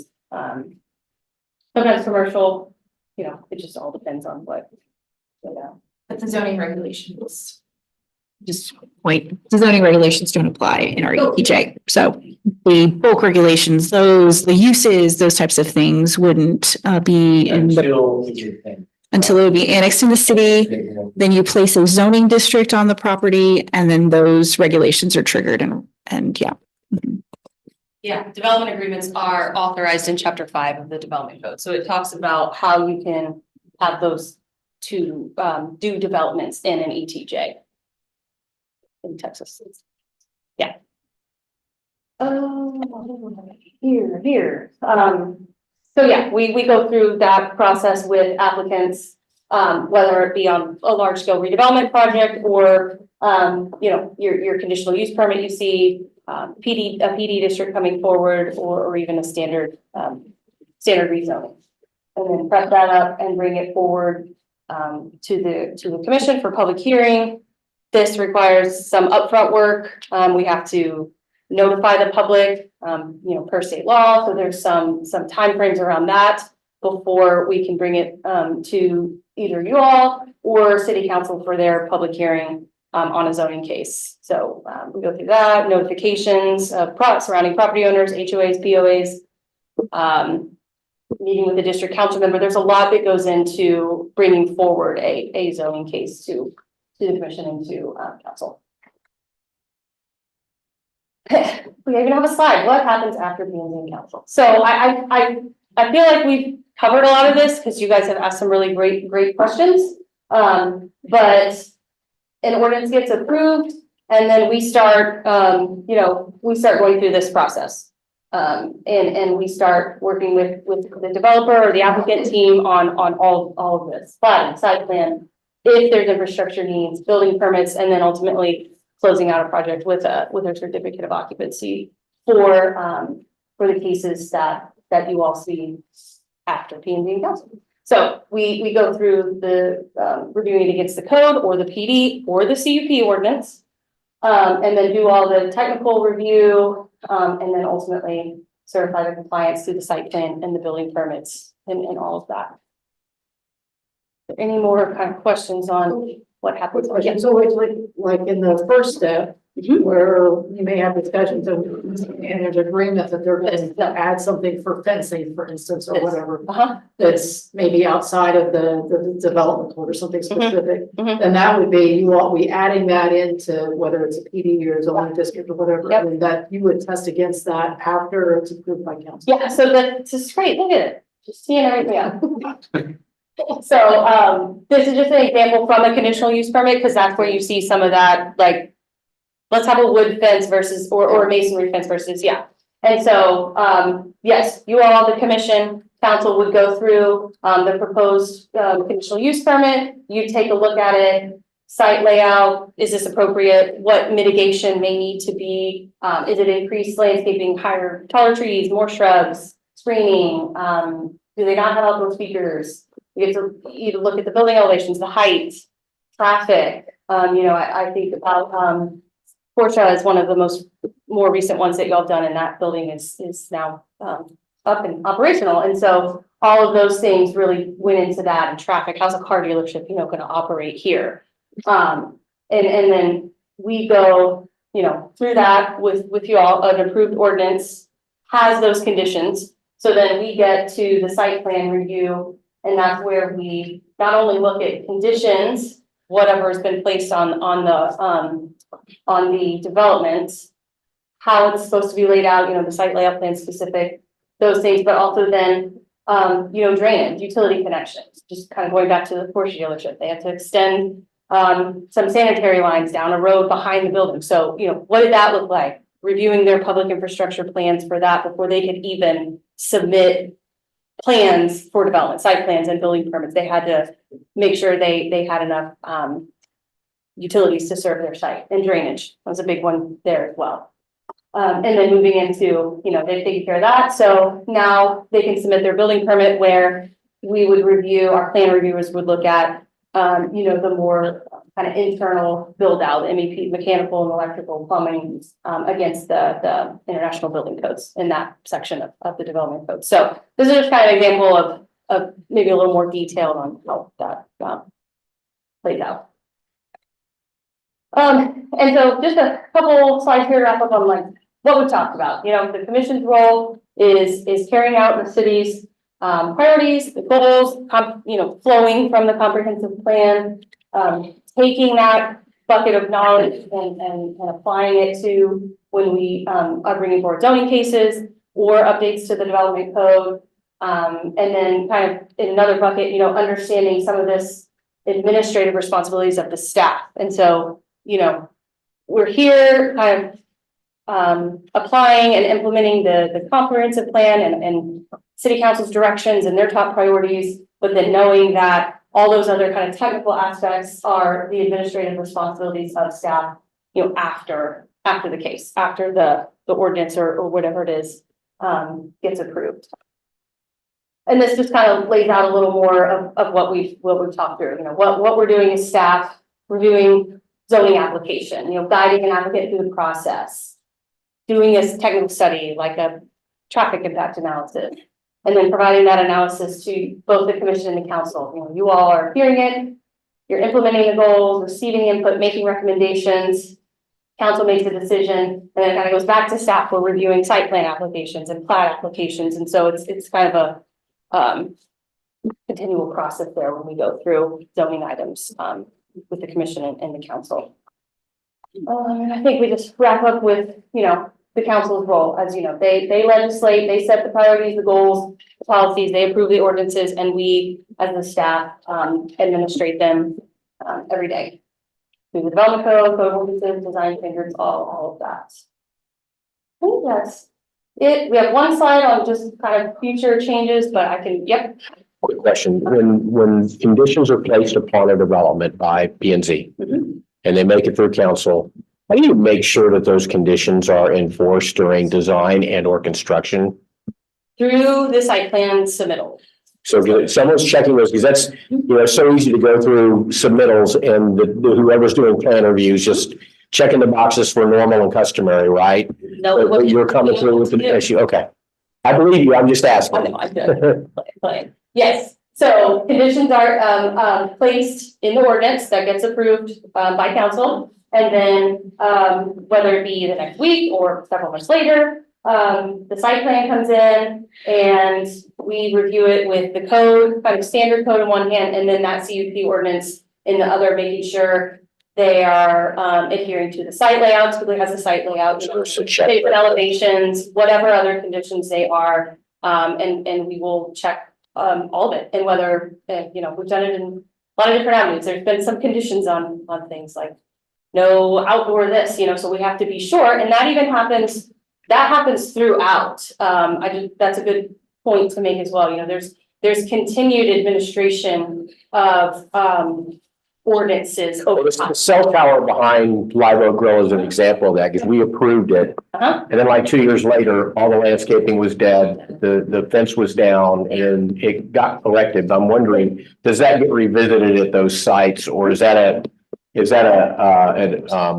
it's a great question. So it's a coordinated effort we have with our team and code enforcement, and their inspectors. The code enforcement office here at the city has their own inspectors that are out, you know, day in and day out, and it's either like kind of targeted looking at these different specific developments. It's a lot of complaint based, which shouldn't be a surprise, you know. And so, yeah, the Live Oak, the cell tower was definitely one we received some, feedback on and worked with the applicant and said, you know, hey, you're out of compliance, with your CUP ordinance, so, we're gonna get back into compliance.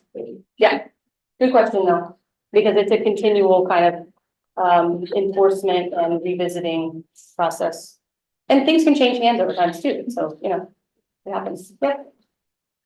I was just gonna say this because Meredith's in the back room, but on that one, I hope that y'all consider dragging that lawyer who made the presentation for that cell phone tower in front of us and basically told us that if we didn't approve it, our decision would be preempted under federal law. So we didn't have any choice and they do everything that they were supposed to do. I'd really enjoy seeing that guy again. Yeah, but it resumed too. Wow. I'll put that down as one of your New Year's resolutions. Thank you. I just wanted to get you warmed up for you. I thought you already did that. Yeah, Did y'all not already do the ethics? it's. We were waiting for you, so you wouldn't have to do a one-on-one session with me. Yeah. We only have one more slide, so, no, Commissioner Smith asked about some. We're anxious to get. Yes, yeah, anxious to get to Meredith. And so this just, kind of one slide here that, we will be bringing updates to the code. I think there's a realization that our current code, while it's great and does a lot of great things, it's really set up for suburban new ground up construction. And, we are working to make it more of a living document and, able to respond to changing trends, changing markets. So, we're going to be bringing forward changes to our land use matrix, which is going to talk about where permitted uses can and cannot be allowed in our center district.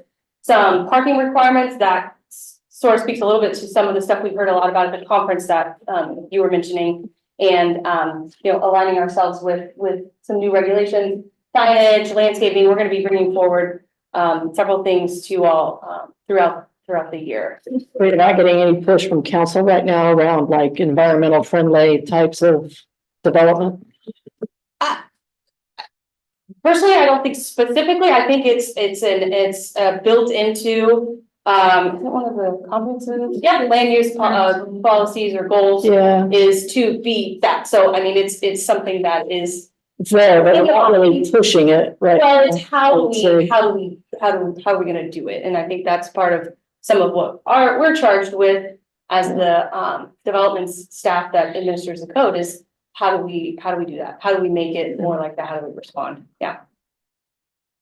But happy for any input, so you know. Yeah. It's just things I've heard. Very just volunteer for another. Okay,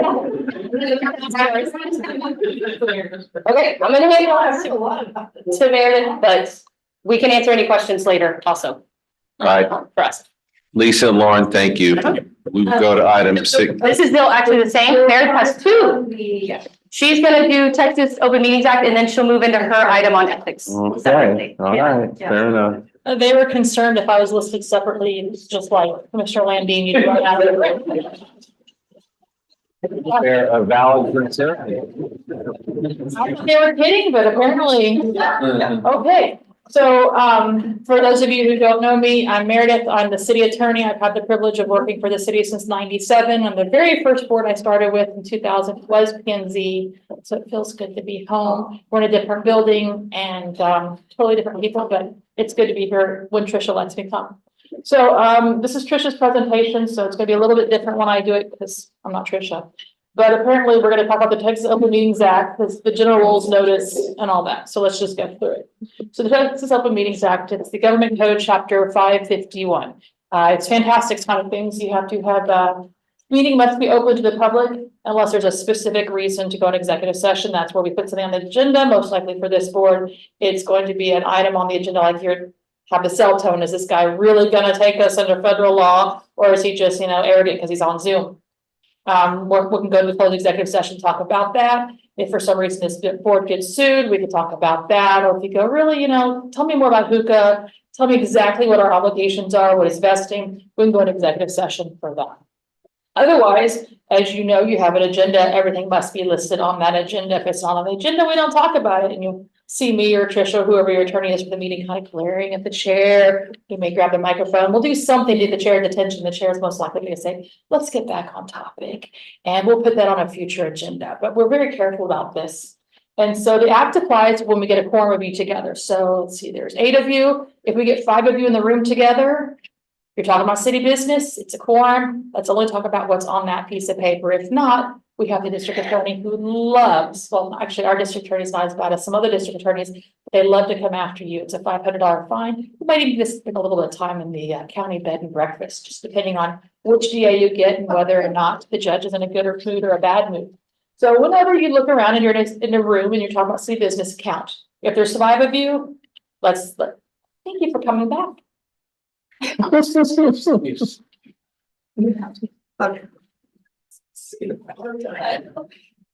my nature. I was sure you'd run out if they listed me on the agenda twice.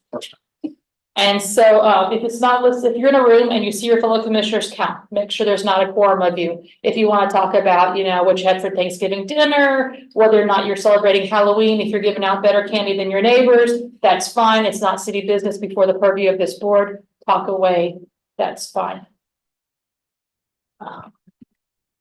Okay, notice requirement. And like I said, this is Tricia's presentation, so I'm kind of going to go a little bit out of order, but you're going to have this piece of paper, this agenda, the city secretary's office, Robin, they go ahead and post this for you. So you don't have to worry about making sure it's posted 72 hours in advance, making sure the language is there. They take care of all of that for you. So record keeping, we keep certified agendas. If you get to go in the council planning room and have a nice little conversation with your attorney. Otherwise, as you know, these meetings are being recorded. City Secretary's office takes action minutes. So that's what you'll see when you approve your minutes every day. But that's what shows the public exactly what you're doing here if they don't want to watch the recording. Can't start unless you have a quorum. Oh, no, thanks to COVID, we learned how to do things over the computer, Zoom, Teams, and that sort of thing. So you're still allowed to have meetings via electronic means, but you must have a quorum in the room.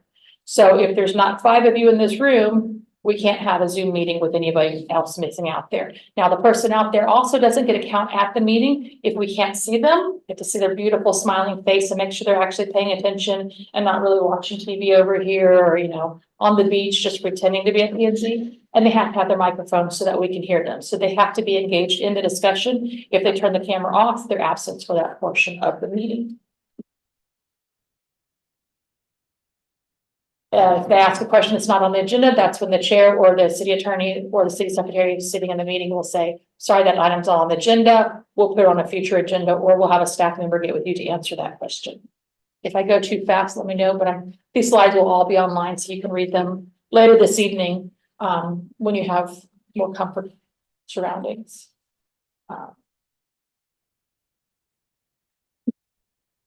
So yes, like I said, depending on the mood the district attorney's in, this is enforceable by law. It's a misdemeanor. It's up to a $500 fine, 4 times in the county bed and breakfast.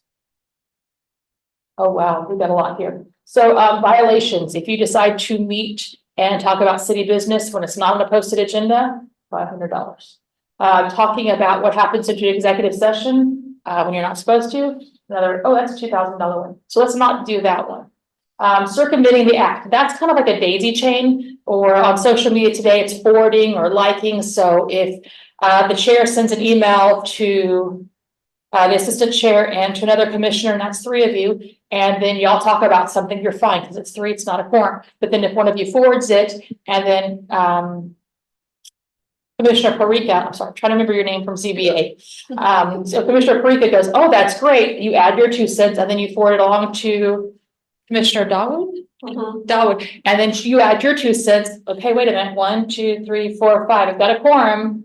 All 5 of you have now just violated the Open Meetings Act. So if we get an open records request and I have an email with 5 of you, the district attorney is going to be going, this is great. I get to meet some PNG members. Unfortunately, the city does not cover your fine for criminal acts because we're up here telling you today, don't do it. If you do it, this comes out of your own pocketbook. And as Lisa said, you're not paid to be here. So this is your personal check writing it. If you do this on purpose, do the daisy chain, that's, like I said, it's on you. Also, social media is very interesting. So now you can have somebody post something on Nextdoor or on something else, and then you can put comments on there. You can like it. Unfortunately, that is considered part of a communication. So if you're liking something that other people in this board do, you have now potentially violated the Open Meeting Act. So I'm gonna ask you to be very careful when you're out there because you are commissioners. So, and if you don't like everything I said, or you want to verify what I said is accurate, you can go to the AG website and they do have this. When you're new members, we make you watch this. So you may make you give us a certificate to prove that you actually sat there in addition to listen to me and Tricia.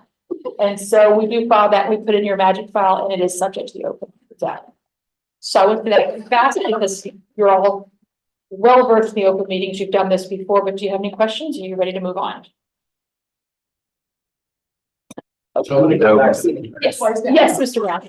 I'm gonna go back to the social media aspect. Absolutely. Oh, I hope so. Somebody posts that they like the new widget campus that the P and Z is looking at, and there's a picture of the widget campus. Yes. I like that picture. Have I violated? Is that what you're saying is just No. the best practice is just to stay away from that kind of Are thing? you okay for something like that? If you say, hey, Lake Point is coming up and can you believe they're not gonna put an alligator petting zoo in there and I have a problem with that.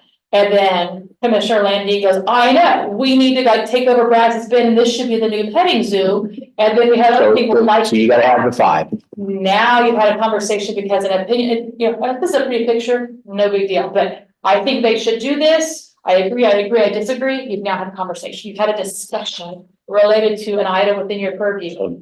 Just. Alligator petting zoo at Lake Point. But for the record, that was not approved. Just for, I get hate mail. So you want to read the next slide? Okay, I have a dumb question, but you know, I get paid for that. I do too. So to his question, what if you had a member of the public that said, I think that Lake Point should have an alligator petting zoo and 5 commissioners like that post? No comments, Oh my gosh. no comments, no discussion, but 5 likes on a post that says, I think we should have X. That would be a gray area. I would not want to risk my $500. I'm not really a gambling person. I don't know what the district attorney is going to be on. I would just highly caution you not to express opinions related to the items before your purview. That I tend to be conservative, Yeah. government employee, but I'm just going to say it's really better not to do that sort of thing. It's be conservative. It saves you $500, keeps you from having a roommate temporarily over at the county. And, you know, I'm not sure, but I'd rather not have 3 square meals from them a day. Have a nice day. Yeah. Any other questions? Yeah. No, I'm just gonna say the best practice is just don't ever get on next door. Yeah. Paranoia sometimes pays off. Okay, thank you. Sorry, but That's okay. I love questions. okay, thank you. We're moving on to items 6, annual ethics training. We will receive training related to the Sugarland Code of Ethical Conduct and state laws relating ethics and reporting responsibilities of city officials. Meredith, please continue. This is my favorite part of my job. I love playing games. This year, like last year, we're playing Cards Against Ethics. So I'm gonna go through all the rules and regulations. We'll do a couple of fun questions at the end, and then I'll have to give the microphone back to somebody else. So I'm gonna make the best of my 10 minutes of fame here. So the objectives of our game today, we're gonna fulfill your requirement for the Code of Ethics, and we're just gonna learn a little bit about the rules. So who gets to play our game? Well, members of City Council always get to play. Members of administrative boards such as yourself and advisory boards get to play. Sometimes we let former City Council members and other board members play. Just a few times we let them do that. And candidates for City Council are also subject and allowed to join us on this game. So we have 8 basic rules we'll be going over this evening, and I will go over every single one of them. So I'm not going to go through this list just yet, but if you want to screenshot this tonight when you're watching it at home, sharing it with your family and seeing if they can play, they'll do it for you.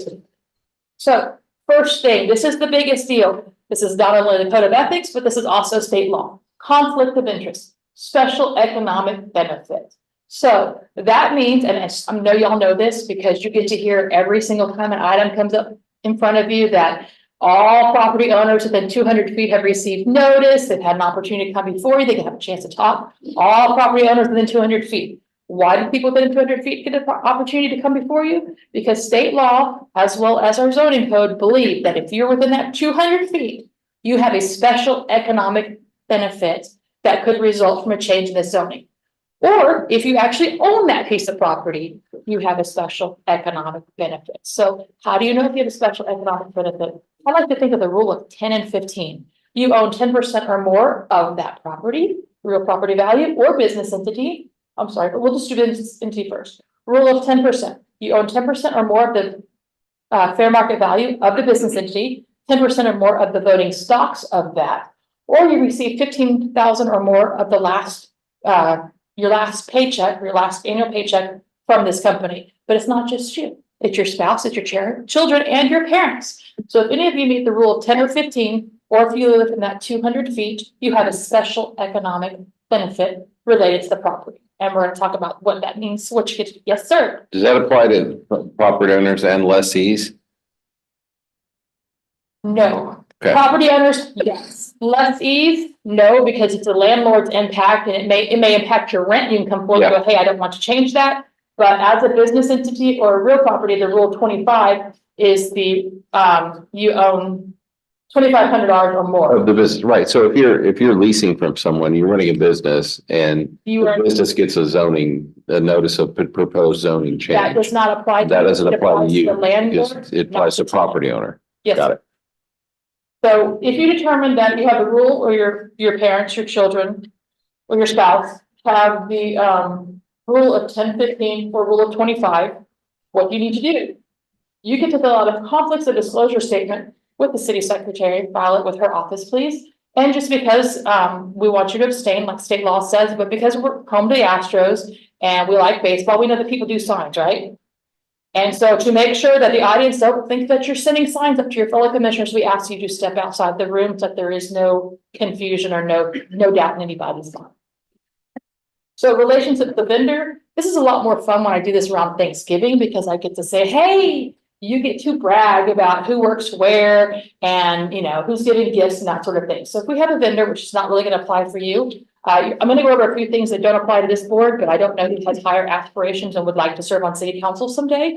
Or if in fact you'd like to complain about somebody, I'm just going to tell you all the rules because the rules do apply to you and you do get to play at the end. So if you're happen to be sitting on city council and we're approving a contract, you must disclose whether or not you receive $2,500 or more from that vendor on the agenda. You must also say whether or not you're related to them within the third degree of consanguinity or second degree of affinity. If you want to know what that is, I have a beautiful chart sitting on my desk. I'm happy to give a copy. I don't have it memorized. So yes, this is the Thanksgiving part. This is where you get to brag who likes you and who wants to bribe you. I have been here for 26 years. Nobody has tried to bribe me yet, but I am holding out hope. So when you get to brag for lodging, transportation, entertainment, or food. So if a vendor or somebody like a developer, which applies to this board, has got something before you on the agenda, and they offer you, hey, I got this great hotel deal. I've got tickets to Suite. The World Series is coming up. Super Bowl is coming up. I can get you some really good tickets. You get to brag about it. We want you to tell us. We want you to fill out the form and file it with the city secretary's office. And you get to go up to $99 before you can brag. Once you hit that $100, you have to fill out the form, not only under our code, but under state law. And once you fill that form out, we're going to ask you to abstain and leave out of the room. That's state law. That's not just our code. So first 99 are free, but that last dollar is what's going to put you over the edge. And it's going to be separate. So lodging, that's $100. Transportation, that's $100. Entertainment. So you could be in a situation where you're sitting in that Super Bowl suite and you're getting food, you're getting entertainment, and maybe even flew you there. That's 3 different disclosure forms you get to fill out under state law. So there is an asterisk next to the word food. And that is because if you have the fortunate or unfortunate, depending on your viewpoint, opportunity to be sitting there with the vendor and you're going to have a conversation with them while you're receiving food, you get up to $500 before you have to report it to us. So if you like dessert, get the second one, get a to-go box. If you like different beverages, get the company umbrella in it. It's really up to you, but you get up to $500. Now you'll note that it's within a rolling 12 months. So you can keep a little punch card, you can keep notes. I just recommend that every time you get something from a vendor, you go ahead and turn it to the city secretary's office and they'll do the math. So you don't have to remember that, oh, I'm at $99.50. I don't want to spend that extra 50 cents. So I would recommend that you just go ahead and fill out the form with the city secretary. It's just easier for us to worry about it rather than you all. But this is a lot more fun at Thanksgiving because I talk about turkey dinners and whether or not you get it delivered or if you have to actually deal with their family. So additional rules, we have 5 extra little rules we're gonna go over here. Doing business with the city. So those of you who have higher aspirations for serving on city council, just know that you cannot have a substantial business interest in a contract with the city. And what is that? It's $1,000. But it's not 1,000 per year. It's not 1,000 per term. It's 1,000 for the duration that you're on city council. So if you're a short timer, you sit up there for 3 years, you can do about $330 a year. You're fine. If you want to go for the full 9 years, you're really out of luck. Don't do it. So, you know, if you sell llamas or you teach singing lessons to dogs, we're going to ask that you don't contract with the city animal shelter, because that is going to be a problem. And you have the conflict there. Representations and appearances. You probably hear a lot about what hat you're wearing, right? You and city council are going to have the hardest time of any boards we have taking that hat off. You are a very public facing board. So what this is representations. So if you are on Nextdoor, on Facebook, or just anywhere in the city, you have to remember which hat you're wearing. And we're going to ask that you state which hat it is. So on Nextdoor, as a resident of the city of Sugar Land, okay, put your personal opinion down. That's great because you took your hat off. As a member of PNZ, your hat's on. Remember your hat's on. So make sure when you're posting on these things or you're making a letter to the editor, you say which hat you are wearing. It's very important. All boards have to do it, but for your board and city council, it's most important because it is very hard because you are so public facing. Appearances. So this is before other boards or your own board. So while you're in office, you can't come in front of this board for any reason unless it's your own personal property being zoned. Can't do it. You can go in front of any other board. That's fine, but you can't go in front of this board. And you also can't do that for a year after serving on this board. You can't do it for payment. You can't do it for kicks, and you can't do it just to be mean to somebody. Unless you have that little notice, I'm within 200 feet, or it's your actual property, you can't go up here and represent somebody else's interest. You can't say, you know, that petting zoo, we really need to do it. And for fun, I'm just gonna go help this guy get the alligators. Can't do it. You can go in front of any other board you want. That's fine. You can't go in front of your own board. You look like you're about to ask it. Yeah, we had a situation a while back where something came before the city and a PNZ member spoke at a council meeting. Is that allowable or if it? Oh, that's fun. So, okay, this is where the hats get really tricky. So you can have the potential of being able to speak at one board meeting and not the other. So at PNZ, if you are sitting up here because you don't have a conflict of interest, once y'all vote, the expectation is any public facing things that you do after that is in support of this board or you're silent. You don't go out there and go, you're not going to believe the crud we just proved. I mean, they won't let me have a single alligator. You won't do that. But if you have a conflict because you are within that 200 feet or it's actually your property, you're not able to speak in front of this board. But you can go talk in front of people, or actually you can, but you're sitting in the audience with that hat on, saying, as the property owner. So you don't have to abstain and leave the room because you own it. Now, if you're within 200 feet, that gets a little gray, and I'm going to ask that you call my office and let's walk through that. But you are able to go to city council and say, okay, council, as the property owner. So if you speak at one, this is tricky. So I have to remember, you can speak at one and not the other one. Because you have to remember which hat you're on. So if you're wearing the PNZ hat, you can never take it off. But if you're wearing the homeowner hat, you can't take that off either. Does that make sense? Clear as mud. I would recommend a phone call to us and let us draw it out. Just curious. Because actual facts make more sense when I'm trying to draw the picture, but it's all going back to what hat you're wearing and trying to take that hat off. But I think if you go in front of council, you have to go not as P and Z, but as. You have to be in your As personal individual, capacity. right. Yes, but you cannot be on PNZ in your PNZ capacity and then go in your personal capacity. You cannot change hats, it's right, So if you essentially, if we've approved something as a board. and we've sent it to council, and then council's taking it up for debate, we can't go out there then as a private citizen and speak against that. No. Okay. We ask that at the end of the day, you are all voting as a team. If you're not happy with how you voted, we ask that you be silent. Do not go against your team members. The difference is if you've abstained. Now, if you've abstained because you have a personal interest, then yes. But the goal is that you're voting as a group and a block. And so if you're not happy with that, you don't go and throw the rest of your commission under the bus. You know, you just be silent. I disagree. I was just curious about how that works. Okay. Misuse and disclosure of official information. So those of you who want to go to city council, or if you're in the private back room, we ask that any confidential information we give, you don't share. So you don't go say, hey, economic development, we're about to enter in this great big agreement with this person, it's gonna be all this property, and you go, that's great. Go home and you call up your realtor and go, I want all this property right next door, because in about 3 weeks, it's gonna be worth twice. We can't do that. That's a violation of the code of ethics. And see, participation in procurement, this doesn't apply unless, of course, you want to go to city council someday. But we ask that the council members do not participate in procurement. State law is very strict on the rules and regulations we have to comply with. And so our purchasing department does comply with those to the letter of the law. And we ask that there be no confusion out there and that city council members don't go, hey, favorite vendor, tell you what, let me give you some secret information so we can pick you and you can get the thing, and in exchange, you're going to do this. That looks bad and it's kind of illegal. So we ask that the council does not participate in any phase of the procurement process until we get up to the point where they vote. That is when council gets the information, says we've done the bidding process, we comply with state law. These are the low bidders, these are their qualifications, yes or no. We ask them not to participate in the process prior to that. If they do, we disqualify the vendor and we ask the council member to step out of the room for that item. We want everything to be fair, above board, and that sort of thing. So campaign contributions. So those of you who may or may not be sued on council, if you sue the city, we ask that you do not take campaign contributions from anybody who is suing the city for a dollar amount greater than $25,000, including attorney's fees, excluding court costs. Went through those really fast. So this evening, when you're going over this with your friends and family, if you want to read the full text, it's chapter 2, article 4 of the Code of Ordinances. I went real fast, and if you have questions later on, feel free to call me, feel free to email me. I'm more than happy to answer all of your questions to make sure you fully understand and very comfortable with these rules, because there are penalties for not following them.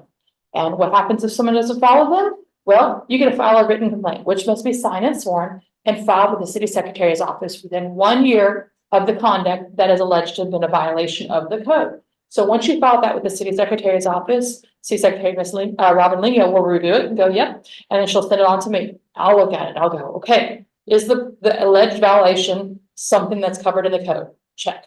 Is the person who violated or alleged to violate the code subject to the code? Check. Is it within 1 year of the date of the alleged action? Check. Is it signed and sworn? Check. I send it on to the ethics review board. My job is done. They have outside attorney that helps them. That is the sole gatekeeping obligation I have, which allows me to sit here and provide you legal advice. You call me up and say, hey, is this a problem? I can give that to you. I cannot help the board once a complaint has been filed because I'm conflicted out. So the board, once they get it, it's a 2-step process. They have a first preliminary hearing. They say, okay, this is the 4 corners of the piece of paper of the complaint. They read it and they go, well, maybe. And if they think that it's a maybe, they'll say, okay, I need more information. We'll move forward. If they look at it and go, there's just no way, then they dismiss it and they don't have the second. The second hearing is where you have almost a full-blown trial. People get sworn in, they look at witnesses, they ask questions, and it gets pretty serious. And at the end of the day, if they decide that you violated, they have sanctions. Sanctions start at letter of notification, all the way down to a recommendation of removal. You'll see I'm sorry. The ethics board does not have the authority to remove anybody. Council appoints you, council takes you out. They can't remove an elected official. You're voted in, you voted out. They can say recommended of recall, and then that would just be posted on the news or the website, because any convictions, which fortunately we haven't had any, will be posted on there. So once again, went really fast before we play our quick little game. Do you have any questions? Okay, one thing I forgot to mention is that if you have questions and you ask me, I can write you a get out of jail free card. So if you say, based on these factual information, I will say, okay, based on this information that you have given me, I think that the ethics board will find this. Okay, and I will give it to you in writing, so that if a complaint gets filed against you later, you can say, well, talk to the city attorney. And she told me that petting zoos are not allowed in Lake Point. So I told the chair of the meeting, we can't have petting zoos in Lake Point. No, that's not what the code's about. It'll be whether or not you have a conflict of interest, whether or not, I live 800 feet away from this, do I have a conflict? You live, 5 miles away, you'll have a conflict. That get out of jail free card is for you. I'm in trouble, you're not in trouble, it's dismissed, you don't go any farther. Hey Meredith, can you refresh my memory on, there was, for Mary and me, there was that Imperial development. Yes. But can you just remind me where we Okay, landed on so that? yes, with Imperial, that's a fun thing because you have the very big, large, and I'm gonna use the wrong plan, words, general plan, final development plan, and then you amend certain sections. So although you live in this great big area, you are not within that 200 feet. Mhm. Had you been within that 200 feet, we would say, I'm sorry, file a form of the Robin and step out of the room. But because you were out there, even though it did that entire thing, it's similar to saying, okay, we're gonna make a change to a residential zoning district and say you must have a 2-car garage that faces east. Well, that's gonna impact everybody with a house in the city. We can't possibly have everybody abstain from that. So if you're outside the 200 feet and you feel comfortable voting on it, then yes, you can stay. If you're within that 200 feet, you have to leave. I will tell you that the code of ordinances for this board, the charter for city council, requires you to vote on the item unless you have a legal reason to abstain. So keep that in mind when you want to do attendance at a meeting or that sort of thing, is that you must vote on something unless you have to leave the room for a legal reason per the code of ordinance. And if I remember correctly, Mary, you can refresh my memory, but I think we stepped out, but in hindsight, we probably shouldn't have. Right, so at the time, I think it was at the meeting when you asked the attorney that was Yeah. sitting there, and like I mentioned before, we're very conservative people. We do not want you to get in trouble, we don't want you to go in front of the DA, we don't want you to go in front of this ethics board. So if you ask us and we don't have time to do a lot of research, we're gonna give you the most conservative answer possible because we wanna protect you. So if you ask me ahead of time, I'm gonna pull up Google Maps, I'm gonna put a little dot there, I'm gonna measure there and go up, you're 872 feet away, you're fine. But if you ask me while I'm sitting in the meeting, I'm gonna give you the most conservative answer because I don't want to take a risk on it. Well, this is where Chuck, I think, was coming, is that, so I was one of those, I didn't get the letter, but because we were, being overly cautious, yeah, I left the meeting. But I had, Oh, this is the. input, yeah, so I wanted to provide I input. was something different. Oh, okay. Yeah, it wasn't about you, it was. But I did go, so then I did go to council, so I didn't necessarily go and speak, but I wrote in input on that particular item to council that the P and Z had voted on and provided, my input as a homeowner, Sure. not as a P and Z person. And that's. And I know And between And explaining why Right. we had made the mistake and explaining Right. what it was, so that if their question had come up as to why you had testified in front of council. Yeah. There would be no issue with Right. ethics, because we said, hey, it's our bad, you're fine. But before I did anything, I talked with Lisa and Mary No, I on, appreciate the that. direction, what to do. We appreciate that, but it would put on the spot. We are gonna give you the most conservative answer Yeah. possible because we wanna protect you. If you give us advance notice, we can do the research, we can give you a written legal opinion and tell you this is exactly where we think it's gonna go. Yeah. So, but those are very good questions. Any other questions, or do you wanna play? Play. You wanna play, cause you wanna go home. I know, you really wanna read the whole thing and it's full extent. Definition of Shake Shack, and It's right there. It's so across the street. I'll try to get it. I want fried gator now for some. No, petting zoo, they're our friends. Yeah, the purpose of the code of ethical conduct would be, and this is participatory, please. who knows on here. The lower left. Bottom left. Bottom Yes. Okay, and the purpose of the personal code of ethical behavior include blank and blank. Top right. Commitment to the public welfare and fairness. See, Now, this one I've got 100% streak on. I'm gonna see if y'all are gonna pick a different answer. If you receive a blank value of over $100 from a city vendor, you must. file form. Which one? Yes, but what are you picking? Are you taking a cruise or going for the walnuts? Or 10. Yes. Okay, this is the first board in 2 years that has picked that one. Everybody else likes the Candlelit Cruise, so thank you, Mr. Brown. Confidential information obtained during a blank can blank. Closed session cannot be used for your personal benefit. Yes, we have 1 and 4. Yes, I think I learn with humor. I don't know if you do, but I learn with humor. If you own property within 200 feet from an item on the agenda for consideration, you must blank and blank.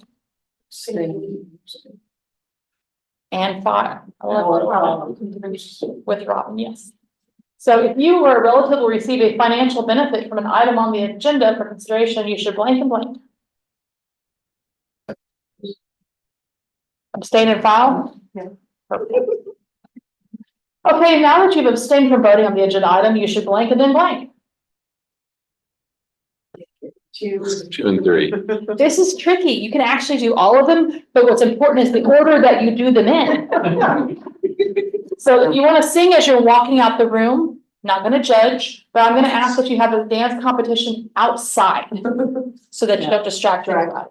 Yes, but this is the tricky question. You can do all 4. So if a friend asks you to use your position on the Planning and Zoning Commission to get them a blank, you must blank. Can I ask a question? Absolutely. Oh, wait, no, staff can't play. You have to ask me after the meeting. You're not on the agenda, Laura. We'll talk afterwards. So planning and zoning commissioners, this is on your agenda, so 1 and 4, so the possum theme park and decline their request? That's fair. Yeah. I was not about to put my animal, my alligator, because I was concerned that you deny it. So if you want to file an ethics complaint, you must blank and blank. Science one, thought session. 1 and 3. Excellent, thank you. Dr. White, Laura, would you like to chat? Okay, thank you very much, Meredith. Appreciate it. We will go on to 7A, City Planning and Zoning Commission Liaison Report. I had the December 19th meeting. I did not attend it in person. I did listen to it and review the agenda, and I believe that the only 2 items according to the P and Z were the second reading of the Lake Point Redevelopment District Ordinance and the amendment to the land use plan. And those were all both on the consent agenda, which passed. I did not see anything else on the agenda or recall anything else pertinent to P and Z, so that is my report. Anyone go January 2? All right. 7B, city staff report. Was there a January 2 It meeting? was a January 2nd meeting. Yeah. Okay, January, I think it was. I'm not gonna look at the list, but I'll look later. We'll follow up. So it's January 9th. We are likely going to cancel the second meeting in January, which is the 25th. Thank you. So we will pick back up. Like I said, we're anticipating the development code changes. Some of the stuff we talked about with the smoking regulations and some of other land use matrix changes. So we will see you guys soon for that February, March timeframe for some of that. So that's all we got.